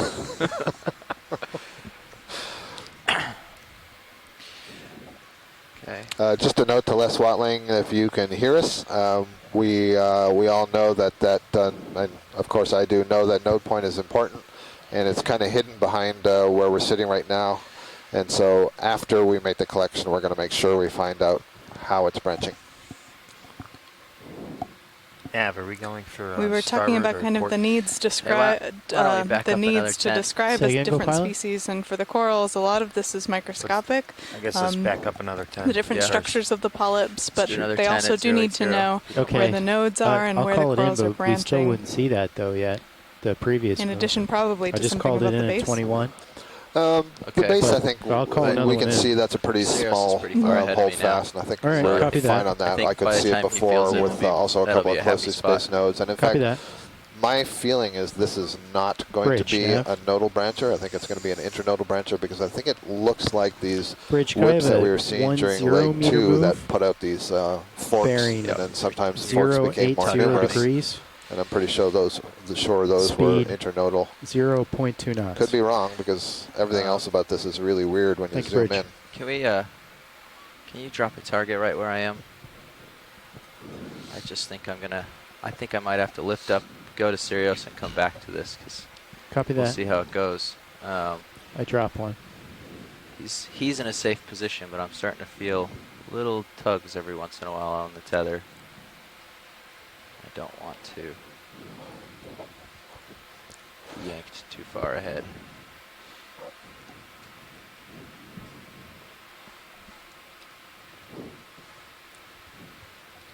We have not made a lot of bamboo coral collections earlier on the cruise. We've had a lot of crinoids and sponges, as well as some other types of corals. I think we've gotten a good diversity. Yep. Yeah, that's a big tug. Are you coming up? In fact, I think this will be the third that we've got on the leg, and ironically the second today. I'm going to pick up. The one previous bamboo that we collected was a whip, and it was collected actually to get the crab that was on it, not so much for the coral, but we did get both. I'm actually going to pick up here. I'm going to keep the coral in sight. Sirius got a little bit ahead of me, and I'm starting to feel tether tugs. And sounds good. So I'm just going to. I am not panicking. Pick up. Spin around. The information today that we've gathered will be useful for NOAA's Deep Sea Coral and Technology Program, as well as the Marine National Monuments Program. We are diving today in the Pacific Remote Islands Marine National Monument. And we'll be taking genetic samples from these corals in order to get another way of identifying the species. The corals and the other biological samples we're collecting.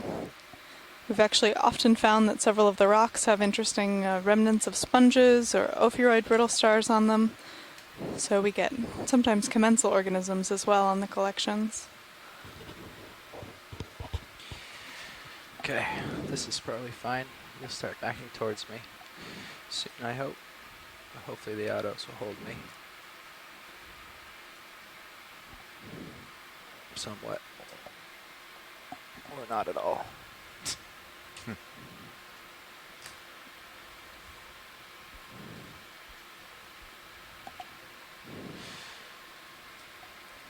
Okay, you made 2 moves now. They're complete. Just about. Copy that, yes. Okay. Looks like we're in position about 20 meters from where we originally were. Okay, well, I'm not feeling the bounce now. So maybe I can. As we reposition here, you can get a nice view of the density of corals that are in this area. Yeah, I would think at this depth it'd be around 4 or 5 minutes. I think what we were hoping to see on this dive here. How long was it since you made the first? This has been terrific. The I first think this is what was at Chris 21 was hoping after, for so every you should dive. definitely see that. Okay. And so this is not only because we're interested in the corals, I'd but think also in a because minute or they're Okay, so able to we house should a be number almost of 10 meters other closer now. animals in their Yep. branches, And and then also support coming up on me quite soon. the community Okay. down here. We've used this kind of forest analogy where organisms are able to take advantage of the structures after the corals have died or even while they're still alive to get up into the current. Perhaps it says something about my focus, but I feel like we haven't seen all that many associates today. In fact, most often we've seen predators on these corals. It's still a form of one animal using the other. But I don't know. I kind of have this feeling like the many associates that we've seen on some of the other dives aren't as prevalent today. I mean, we've seen Do a you little think bit. that's because we've seen fewer of the chrysogorgids? That Right, entirely possible. That might be telling us something about which of the corals are important for that.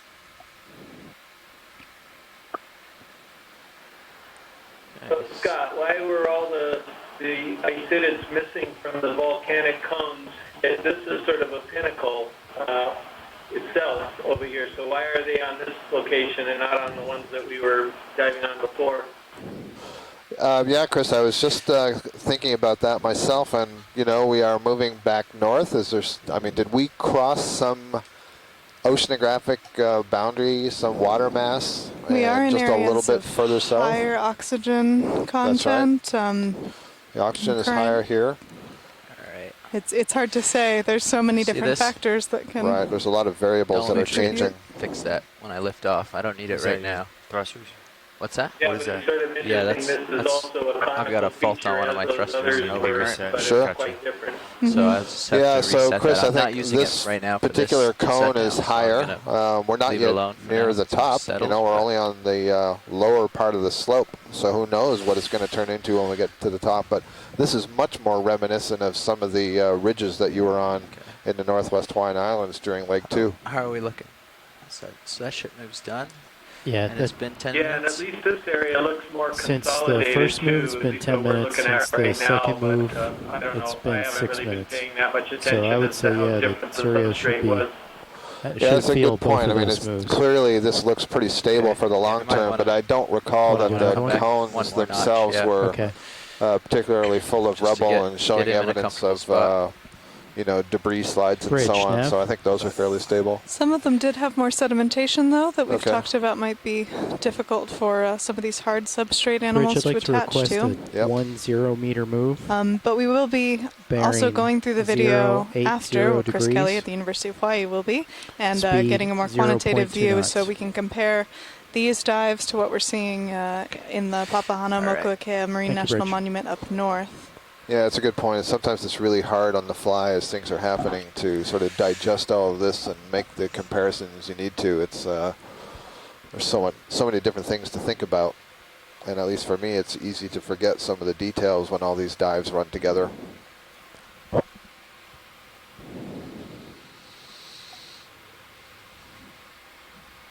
So I don't know if you guys on shore saw it, but at one point when we were zoomed in, there was at least one branch. It was on the right side that I could see there was something yellow, gold, and I couldn't tell if it was below the tissue or on the tissue. It was elongated, kind of like a worm, and that's why I wondered if there were worms on the colony. And I saw it here in the replay next to me. Still couldn't identify it, but it's definitely there, so it wasn't some trick of the light or anything. Come up and meet you.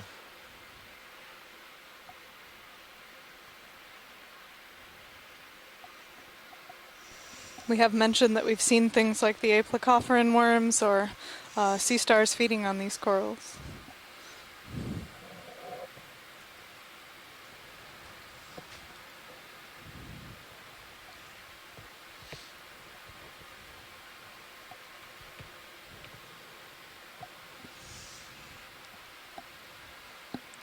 Okay, so I know you wanted a branch. Given that we can't get one, is there any piece of this that looks particularly enticing to you, or just grab the one that's easy? No, I just, you know, so we get something like 8 to 10 inches of a branch, whatever one is easiest for you to snip. The rightmost one is where I thought I saw some kind of worm, but I'm not interested in you trying to localize it like that. So place your wagers, place your wagers. The betting window is about to close. I'm sorry, I thought we called in that. You've known that you might notice that ophiolite that was on this colony on the right has climbed now all the way back up. I have a little more it was back on the rock. You can still see that the polyps are closed up here. All right. Coming around to the node. Oh, you can see it already. It's internodal down at the bottom. Great. Go ahead in. Thank you. That's why I thought I saw that node is just after it branches. Yeah, see that right there. Holding here. Yep. I'm bumping around. Sorry. Yep. I can actually see it in 2 different places, 3 different places. Okay. So Cool. We're good. Thanks, Jeff. All right. Great work. Enough? Yep, that was good. Thanks, video. So that was our 3rd collection of the day. All right. Rising up. Let's get that ship move in, and I'll get caught up. Wow, is it already 2:45? No wonder Chris is nervous. Sorry, Chris, I didn't even realize it was as late as it is. Say again, sorry. Along the previous Got a nice view of Plesiopenaeus, Armatus decapod that swam by. Those are shrimps. Bridge, could I have a 40 meter move? Bearing 260. Speed 0.2 knots. Playing a little catch up, and then the ship move should get underway, and we will be. Nice Bathypathes coral here. Thank you, Bridge. We have seen high abundances and diversities at every part of this dive so far.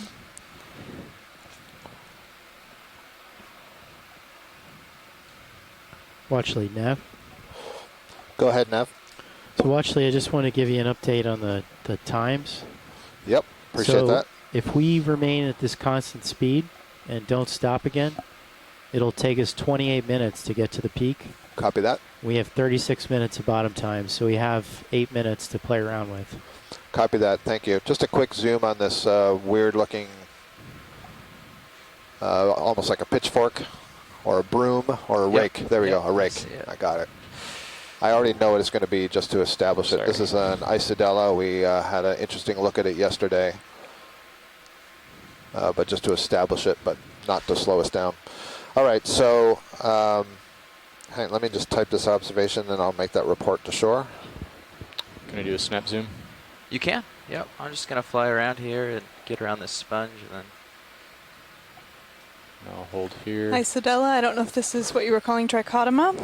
No, this is not trichotoma. This is an undescribed species. In fact, it's an undescribed genus. It's one that we are working on.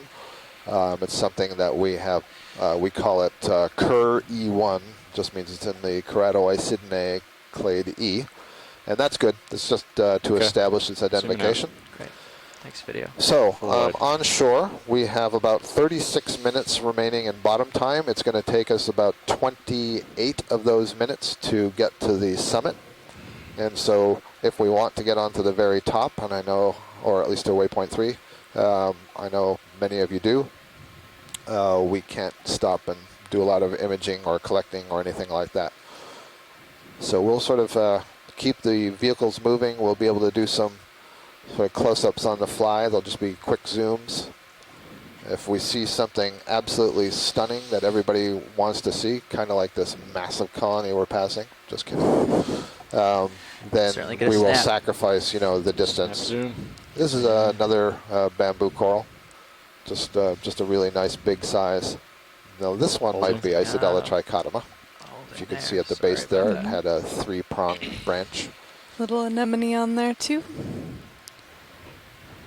So for the viewers watching at home, we are trying to make the summit because it gives us an idea of the role that these summits play in the biodiversity or the numbers of species that we're seeing in each area, and oftentimes we've seen very high diversities at the summit. Getting a little closer. I said Isidella trichotoma, but that's Jason Isis for sure. You can't see through any of the polyps. That is a reflection of how many scales are in the tissue. So that's a Jason Isis. So that's the first for sure Jason Isis we've had today. First for sure, and the second maybe. Thank you. That's good for us. Zooming out a bit, just a bit. Let's get a few Sorry, seconds video. of this. Okay. We're at a depth now of 2,151 meters. Sorry. That'll The do. summit that Zoom we're out. after is at about 2109. Full wide. Thing. I don't know what it is. Okay. Straight ahead, it's the snap in real that quick colony video. just ahead of that black face. There's something long and black and holding here. draped. It's Oh, a it's crinoid. two. It's It's a a- couple of different crinoids. I see. Okay, Yeah. they're a bit different. Interesting with that white coloration. They're like purple Got with the any more white. you can take it. Yeah, they're not. I think that they are these Atulocrinus, but it seems to have kind of bleached there. Huh. That's odd. Maybe that's why. Yeah, maybe that's why it was so odd looking from a distance. There's several of them. I thought I saw like a long purple ribbon. I thought it was a fish at first moving through the colony. There's 3 of them on that coral.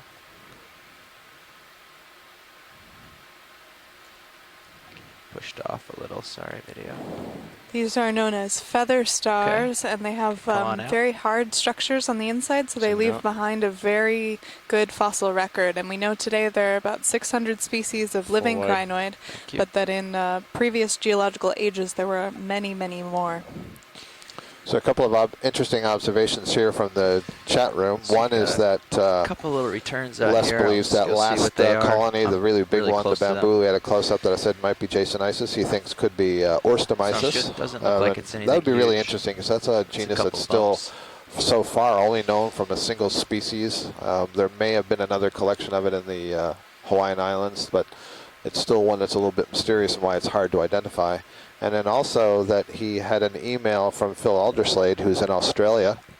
Phil is another octocoral specialist, and he's the one who described the genus Jason Isis. And he says that those bumps are called dactylozoids and are common in chrysogorgiids, and that suggests that they're a specialized form of polyp that just has stinging cells in it, but no tentacles. So this is a new observation for today. We've seen a lot of different sponges, but not one of these vase sponges, and we don't, I think, need to stay too long to get the ID, but these are in that group Hexactinellidae, the glass sponges that form these really lovely silica structures, and you can see on the inside, Scott's peering over trying to get a look at what's living in the middle, because oftentimes there are shrimps or polychaete worms that get caught in these sponges. Chris Kelly letting us know this may be a Euplectella. Euplectella, yeah, and what I was peering at was the bamboo coral next to it has a bunch of zoanthids overgrowing it. But what's really cool about this view, I have a styrofoam cup down there today, and I drew a Euplectellid next to a bamboo. And there it is.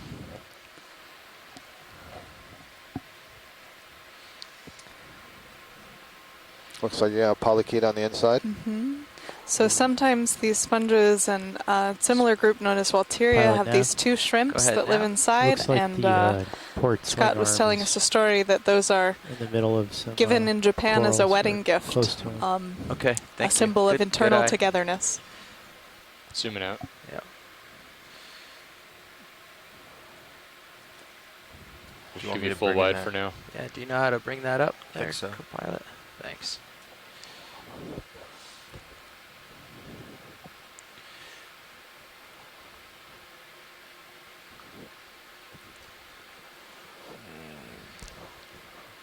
So I see, I'm trying to send a note to Chris there. That's good. I just got a message from Bruce Mundy at the IRC on Hawaii, and he wants me to draw a fish on the cup for the next dive. We'll try anything, Bruce. Even though we did see another one of those live observations today of that Kumba species that hasn't been seen alive ever. So I think few but high quality is all right. So just a note to the shoreside scientist, don't worry, we are making our way to the top of this feature, and if sometimes it looks like we are not doing that, it looks like we're lollygagging. In fact, what's happening is we can't just race the ROV up. The ROV is attached to the Sirius camera sled, which is attached to the ship. So in fact, we're waiting for the ship to move through the water column to pull the vehicles. So while we wait, we have this opportunity to look at things that are in the area. So essentially, we have about a approximately 30-meter circle that we can explore while the other vehicles and ship move around us and allow us to do the longer moves. 0.2 knots. Thank you, Bridge. It's really beautiful. So you see the sclerites, and you can see the spongy cells kind of draped on those sclerites. And earlier, we get a quick view of the base as well before we leave? Absolutely. Earlier we were seeing those monoraphis, you know, the single stalked ones, and you can see the spongy tissue around the center with the giant spicule attached to the base. Okay, you can go on in. Zooming in. Oh, gotta rotate a little more. Coming around. Holding. As we look at the base, you can also see all those zoanthids overgrowing the bamboo coral just to the lower part of the screen. There's the base. Zooming in. Holding here. You can see all those silica spicules sticking out of the side of the sponge. And so, Chris, is this the, what was it, the Lophophytus base? Yeah. Is that what this is, or is this the other one? I think this is the other one that doesn't have all of those spicules. Yeah, so there's two bases and two different groups here. There's genera. There's the Regadrella that's in the Euplectella, and there's Euplectella that's within the Euplectellidae as well. Euplectella have the Lophophytus attachment, and that's what we're seeing. Regadrella has the basal plate attachment, so frame it with I would lasers call this the Euplectella. Sure. Okay, thanks. So that highlights the importance of being able to see not just the overall sponge body, but the attachment point. Lasers on it. Okay. Okay, zooming out. Thanks, video. Full wide. Excuse me.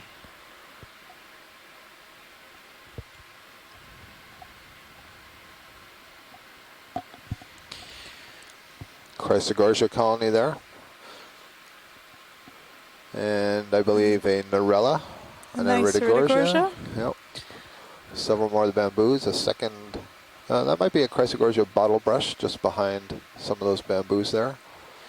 Have we seen any of the Lepidices, those not bamboo coral whips today? The Lepidices. Is it Lepidices is bamboo? Okay, yeah. So. Yeah, I think we've seen one. Some of those. Here's a very impressive Iridogorgia. We've mentioned that these can get tall. These large spirals.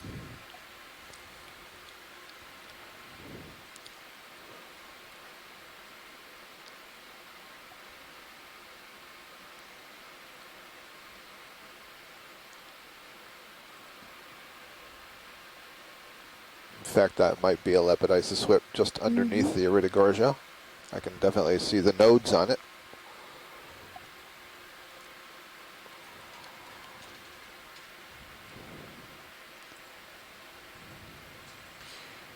I know I've seen a bunch of these, but the tall one I thought I'd get a nice shot of.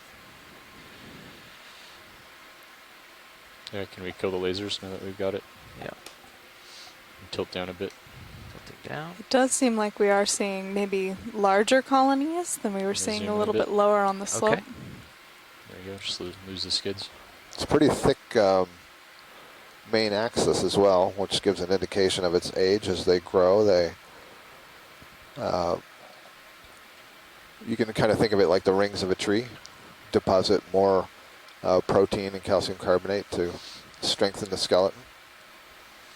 Les Watling is noting that finally we get one of the big ones. We've seen several smaller ones down the slope.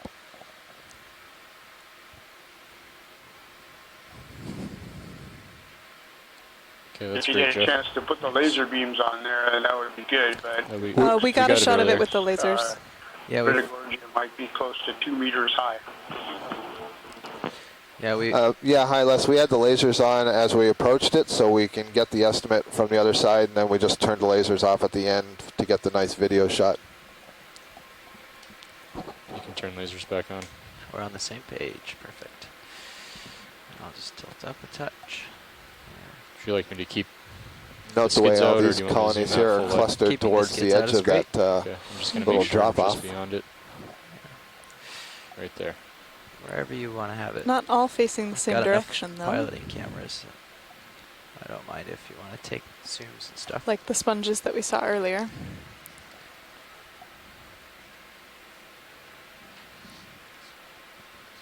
Pilot's nav. Go ahead, nav. Hey, we're just about done with that current move. Just call in another when we've completed. Yeah, if we're doing the race to the summit, keep them coming. We'll just stay ahead of the game here. So and I see some zoanthids overgrowing some of the bamboo corals in this little area. You got a good shot of that today already? Mm-hmm. Yeah, okay. What is... There's a little Chrysogorgia tucked down in there, and I'm not sure if it's one of the Chrysogorgia averta we saw yesterday. Do you see behind this center bamboo? Hard to tell from here. The bottle. Yeah. It's the bottle's behind behind that big fan where the lasers just were. Go back this way a little. If it is averta, I think it's the first one of the day. You can snap in video. Bridge just to the bottle. Okay. Sure. Well, we're going to do a quick change real quick. Just 10 seconds. Okay. Bridge, could I have a 40 meter move? 2 seconds to spare. What do you need? Bearing 260 degrees. Bottle coral here. Speed 0.2 knots. Thanks. They're just trying to figure out what it is. See a nematocarcinid shrimp underneath that rock. Thanks. And a large, okay, so that's good if we can come out just a little bit. Come out just a little, okay. Yeah. What we're trying to see is if the branches on the lower part of the stalk have fallen off. Oh, okay, going down. There we go, and they have, thank you, great. Yep. That's good. All right. That's one of these you need to snap on that lower part as well? I it's think he's got it. Copy that. Trying to make a little bit of a dash to the top here, so. Yeah, I was clipping not long ago, so. Okay. What's that? Cool. Coming out? Yep. Alrighty, dighty. Full wide. So we've just been, whatever you need, whatever you want to do. If you want to take the skids out, or if I'm pirouetting around a coral, I want to take a little extra. You can. I'm going to punch in just a bit to lose the skids. You may take your artistic, you have a little artistic license. I'm just going to keep flying around. All right.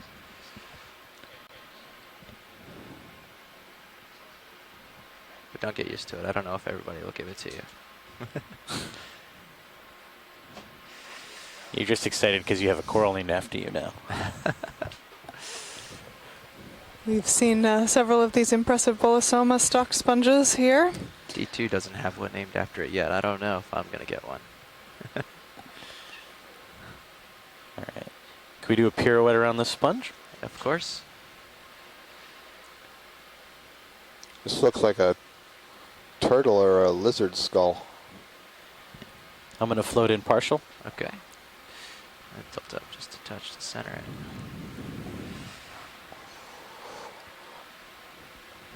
Oh, I think that's like the Acanella weberi down there, so that might be new for the day. That is new. No, we saw one earlier. Okay. Nice flying. Just keep it centered, and then I'm going to come back out And once a lot we're near the summit yesterday, so we'll see if those increase as we head up. Just running out of tether. Yeah, I get a little bounce there. Hang on tight. Taking the lasers out. It does seem that this ridge is offering the right balance of currents, not too fast, not too slow, so that these sessile organisms that are attached to the hard substrates can get food out of the water column without being blown away. Here. Nice view there of the density of mostly bamboo corals here, with some sponges in there. We did a close-up and saw that there was a couple of different Chrysogorgias in here as well, some primnoid Narella colonies. So we certainly got a very good abundance, and we've got a little bit of a diversity.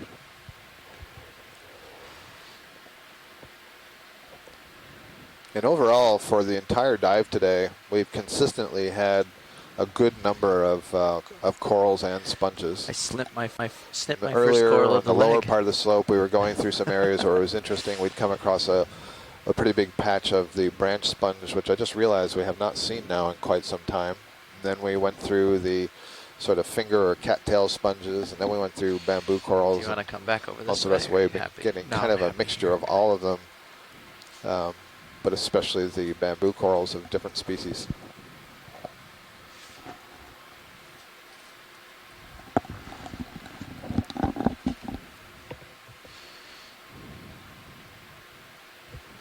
What's the ship move looking like? Are we still going? Have another one of these Chrysogorgid brushes near that whip. Thanks. Just getting out to the end. I want to make sure we weren't stopped.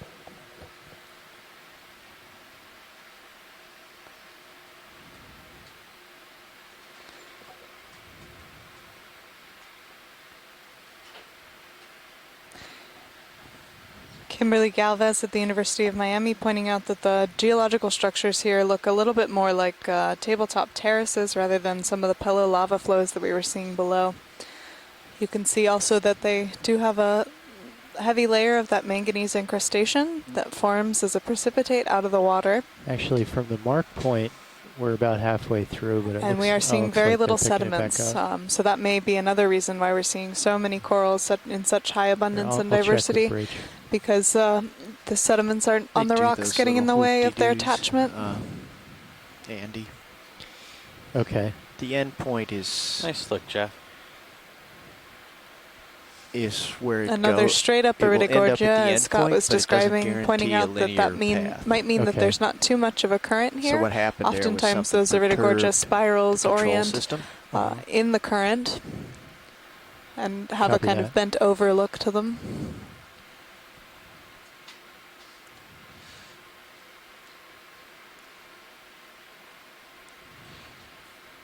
But it's good to keep an eye on those little whoop-de-dee-doos, because sometimes they're bigger. We are at a depth they carry on. here of 2,129 meters.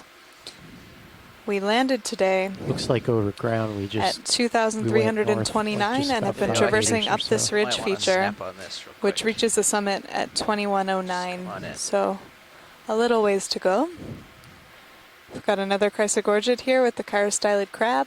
This one does have branches, or does have polyps all the way down to the base. So there's a young version. I think. Oops. Yeah, I think you're right. This one looks a little bit more planar, so that's a bit more like the Chrysogorgia chryseus. I'm not sure if that's The other thing to understand, Andy, is that the control system. Many species of Chrysogorgia. I know there's another one still out up here. Frame. Okay. Let's see if Chris Kelly recognizes that one. Small. A great shot of the eyes of those that crab reflecting back. That glow, yeah. I gotcha. Those are chirostylids that we've seen very loyal to those Chrysogorgid corals. Traced by the A-frame may be actually of a higher quality than what you see by the map reference center. Absolutely. Yeah, if you see me appear. Copy that. Okay. So bamboo coral with some zoanthids. And if you wonder why the map reference center is... Seeing these yellow zoanthid colonies that have grown over a very similar morphology to the polyp structure of the coral itself. There's also yellow. I mean, almost everything we're seeing here is zoanthid instead of So Andy, I tried to set the right. map reference to the A-frame Just location, two different types. and it wouldn't let me do that. IPAC said no.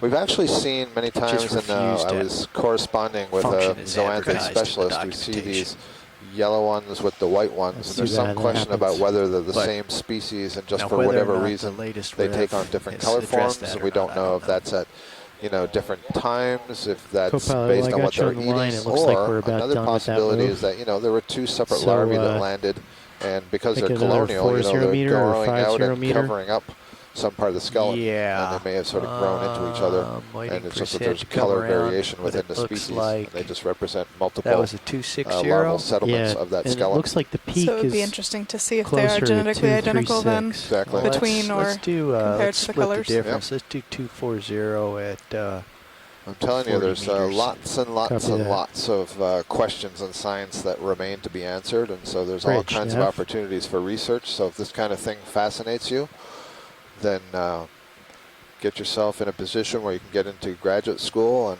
the leaping Bridge, choose I'd like a question. To request a There's a lot of them out there. 40 meter move. There's a mission log on the website a little bit earlier about some advice for getting into deep sea biology. Speed 0.2 knots. You can check that out at the Okeanos Explorer webpage. Thank you, Bridge. Yeah, you wrote that? I did write that. Right, I heard that you were, and I hadn't seen it. I'd like to read that. It also points to some other places to look if you want to dive a little bit deeper. Fair enough. Mackenzie's specialty is in very deep sea fish, trench dwelling fish. Oh, I just meant if you want to. Oh, I see. I'm sorry. I was using it metaphorically, but literally, yes, if you'd like to talk about trenches. There are some good websites out there, including the Hadal Ecosystem Study website. All right. Good metaphor. You know, it's curious. In the Atlantic, they never jumped off. Polychaete, great. Polychaete photobomb. They totally jumped off in the Atlantic. I remember that. Do you? I don't remember. Yeah, because I remember going to. I remember going to the Galapagos and thinking, wow, they all jumped off in the Atlantic. Why aren't they jumping off here? The polychaete is still swimming in between these two yeah, go ahead in. colonies. Those really do have an impressive swimming mechanism with all of those little chelae beating at once. There's a couple of different things going on. So this is a segmented worm, and there's a classic segmentation thing going on here where the muscles in each individual segment can contract, and so that's what gives you the wave of the body. And then the paddle-like structures are also bending, and so you get multiple waves of things on the same body, the wave of the body itself and then the wave of the parapodia beating along the body. And so that waving body form can also kind of form like a wing with the whole animal, and this is a cool demonstration of this is in snake flight, where that kind of winding structure acts like a wing. There are some snakes that jump and can sort of fly and glide. Yep. Really? Seen those, yeah jump out of trees. It's a great thing to check out if you have a chance. Not from below, though. Right. I'll YouTube it when we're on shore.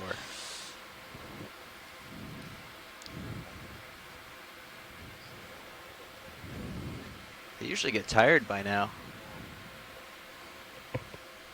Pilots now. Yeah, go ahead, Amy. So it looked like my initial estimate on the time it was going to take us to reach the peak was a little bit short. So right now, according to the Bathy, we're about 80 meters away. Okay. And at point 2, one move. Pushing ahead, Dave. Get that out of your face. It's going to put us at the peak about 4 minutes late. 4 minutes? Yeah. I don't know. We're going to have to stop your grog, Andy. So. What speed are we doing right now? 0.2? 0.2. So do we want to do like a 50-meter move maybe at 0.3? How big? 5-0. For 4 minutes, we don't care. Well, watch lead was making a. I would confer with watch lead. Oh, okay. On that to make sure. So we're in a bigger hurry. Bruce Mundy putting in a question about how much the pressure and temperature at these depths affect the viscosity of water, and whether that would affect the efficiency of swimming in different modes. And this is a great question. We talked a little bit earlier about water being essentially incompressible, but of course, when you get deeper and deeper, it's good. Over. We've got a cool decapod here. Oh, it's not a decapod at all. I'll get to you in a minute, Bruce, with that great question. What is this? Copy that. Thank you, watch lead. What do we have? So 0.3 for 50 meters? Indeed? Sure. I wonder, it's not a Nemerdian worm. Is it a, do I see, is it a ctenophore? No. Amy Bacco-Taylor suggests nudibranch, question mark? Nudibranch, question mark? This will be... Nudibranch might be good. Those might be secondary gills at the frilled, back. Structure at the back. Unless it's a Nemerdian worm that's kind of curled up at one end. That's another possibility. That's right, Bridge. I wanted just to kick up the speed a little bit. Yeah, pointing out that tuft there. So from this position, a 5-0 meter move, bearing 240 degrees. Nice view. Speed 0.3 Harbor Branch ECC knots. asking if it's a holothurian or holothuroid. No, it's not a holothurian. We'll send this one around to the team. I think this Oh, wait, now that it's this way. No, just kidding. It's a floating tongue. We got plenty of time. Bruce Mundy suggests like something with eggs. Or a little anemone, Yeah, maybe? Is it an anemone that those are tentacles at the upper surface? If it wasn't for that little bunch of bumpy things, I would say that's a Nemerdian worm for sure. But I don't know if they have eggs that would collect in a sack like that. You can tell we're stumped, so that's exciting. We're at a depth of 2,114 meters, and we'll send some still images of that around to some of the experts and see if we can get an ID there.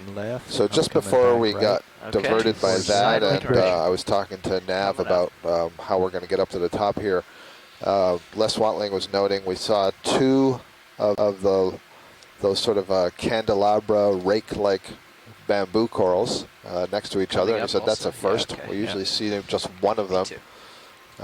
This is kind of steep I don't know that we've ever seen two basically in the same shot, so that was kind of interesting. Here's a really nice spot that we're flying over. Do you want me to retract that move? No, we're okay. And a different species of sponge, Chris Kelly is letting us know, Sacocalix. So Bruce, the short answer to your question about whether pressure affects the viscosity of water is not at this depth, but yes, as you start to get to about 7,000 meters, the kinematic viscosity of water changes. And we don't really know the effect that has on swimming. It's something I'm really interested in. But it's a very, very understudied area. And I would expect that it would affect the efficiency of swimming in different modes, especially in these smaller organisms like the polychaetes. They're acting in a different flow environment, and that change in viscosity would have a higher effect. But if you see something, let me know, and I'll confer it's a with great pilots question. and lower our speed. We can talk about it more sometime. So I'm just going to fly up kind of high and scan so you get a population. If you need me to be any closer to anything or you want a closer look, let me know. That sounds good. Thank you, Jeff. So we're going to continue on in this mode that we're moving in right now. We've had a lot of opportunities to be looking at things upslope, and we have some sense of what we're seeing. And now we want to use just the last few minutes of our dive to get a sense of how this continues up to the peak. And if we see something really earth-shattering, then we'll dive down and take a look. But this has been a really nice view. Yeah, we're starting to see a lot more local highs, local topography. Now, I've got the current. And this is reflected in the high densities of corals here. Really, it's pushing you to the right? Yeah. We'll remind you that you can check out Stream 2 to get an idea of the ROV coming up on this boulder that's absolutely covered with corals. I think these we're all are impressed. monstrous-sized colonies, these bamboos on the right side. See, I'm trying to squeeze my eyes down to... Are the lasers back on, or am I just... Are they just really hard to see, or are they not on? Yeah, oh, there they are. Wow. Okay. Is that a big crab, or is that a sponge? Yeah, one of the two. Is it moving or not? It's hard to tell. You can snap in and find out. I can get a better view if we need it.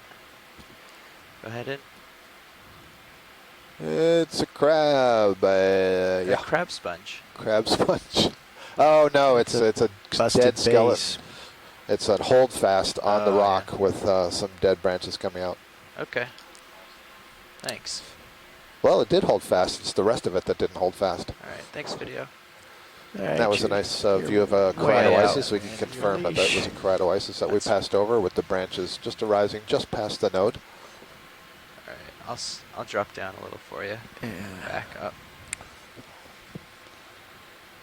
If you're just joining us, we were able to make 3 collections today. We got a rock from lower on this feature. Right about now. And we're able to get 2 different collections of bamboo corals, both very interesting. So we'll take some genetic samples of those and also look at the morphology. 240. Yeah, both quite surprising for different reasons, especially that second one, which appeared to have what Phil Alderslade suggested were dactylozoids associated with it.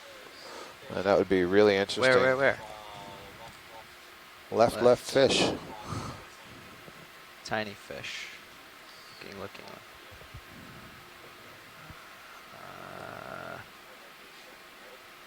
I don't see it. Oh, right there. Yeah, go ahead. Jeez, that is small. Nice eye. It's a shrimp. 2 shrimp. Yep. Yeah. All right, thanks. We've seen shrimp. We have been seeing higher abundance of those decapod shrimps on this Karin feature than we saw on some of the cones to the south of Johnston Atoll. So not always the same trends with species as we're seeing on these features. To look so we're just about, actually, this might be the summit. You can see there's some pretty deep furrows here between the rocks. I see a number of Chrysogorgia colonies. Loose rocks. In fact, I think I've seen 5 or 6 right there together. You can see some more of these branching sponges, these little white tree-like structures. Those are actually sponges. Over there. This was an interesting observation from yesterday that none of us were familiar with, so we were able to collect one of those on yesterday's dive. That's what those are? The sponges? I think so. Yeah. I think you might be right. I just didn't get a good enough look. I was looking elsewhere. Yeah, okay, lining along all the rock down there. I think I lied. I think it's still coming from the north. It's hard to tell. You were distracted by all the beautiful corals. Yes, standby bridge. Which really is fair. Amazing spots. Pilots nav. I don't have room to go over there yet. Yeah, go ahead, Nav. Bridge wants to rotate 15 degrees to starboard. How long do we have on bottom? We're pretty much done. Okay. We're done. Why don't we let them, if they don't mind waiting until we're off bottom, it'll be a few minutes, and then we can keep ship moves going for a few more minutes. Hang on a second, Jeff, and let me... I'm trying to back up to you. But yeah, back up to me. I got a big twist in here, and I'll get that out. Pilots noting that we've reached an area of higher current flow than perhaps where we started. Bridge, we're just about to come off the bottom. Can we delay that rotation for a little bit? Thank you, Bridge. It's interesting to see the high abundance of organisms on top of these rock features as well as in the crevices. A lot of times we've seen watch lead left. Higher abundances looks like we're pretty inside much done with bottom time. This current's killing us. Yeah. Right here, I'm coming around. Thank you. Okay. All right, so we've run out of bottom time here, but I do want to report that we're at a depth of 2,083 meters, and we thought that we were going to get up to 2,109 meters, so we actually got even shallower than we expected to get. South. I feel like at the high pack, we're pretty much right on the top of this feature. We're kind of just looking around to see if there's any higher topographic points, but I'm not convinced that there will be. So maybe just a slight bit up over there, and that is pointing towards the center of the peak, but this is basically the top. Yeah, so this is, I've got a little, we got Sirius set up to recover, and I've got a little room to push here. So we'll move over that as over that direction as we're finishing off the dive and coming off the bottom here, but I think that this dive has been really spectacular, lived up to what we hoped it would be. High densities, diversities. We were able to cover a big depth range from our start at 2,300 meters all the way up here to 2082. We saw over a dozen species of coral, probably 6 genera of sponges, a number of those decapod shrimps, and 2 fish. Again, notably lacking in high abundances of fish, but a lot of interesting things on these this dive. That's all I got. So I'm gonna head south. I think a really nice highlight of the reason that we're targeting some of these ridge features for their likely high abundances of corals. You can see as we leave here that this slope is just very populated.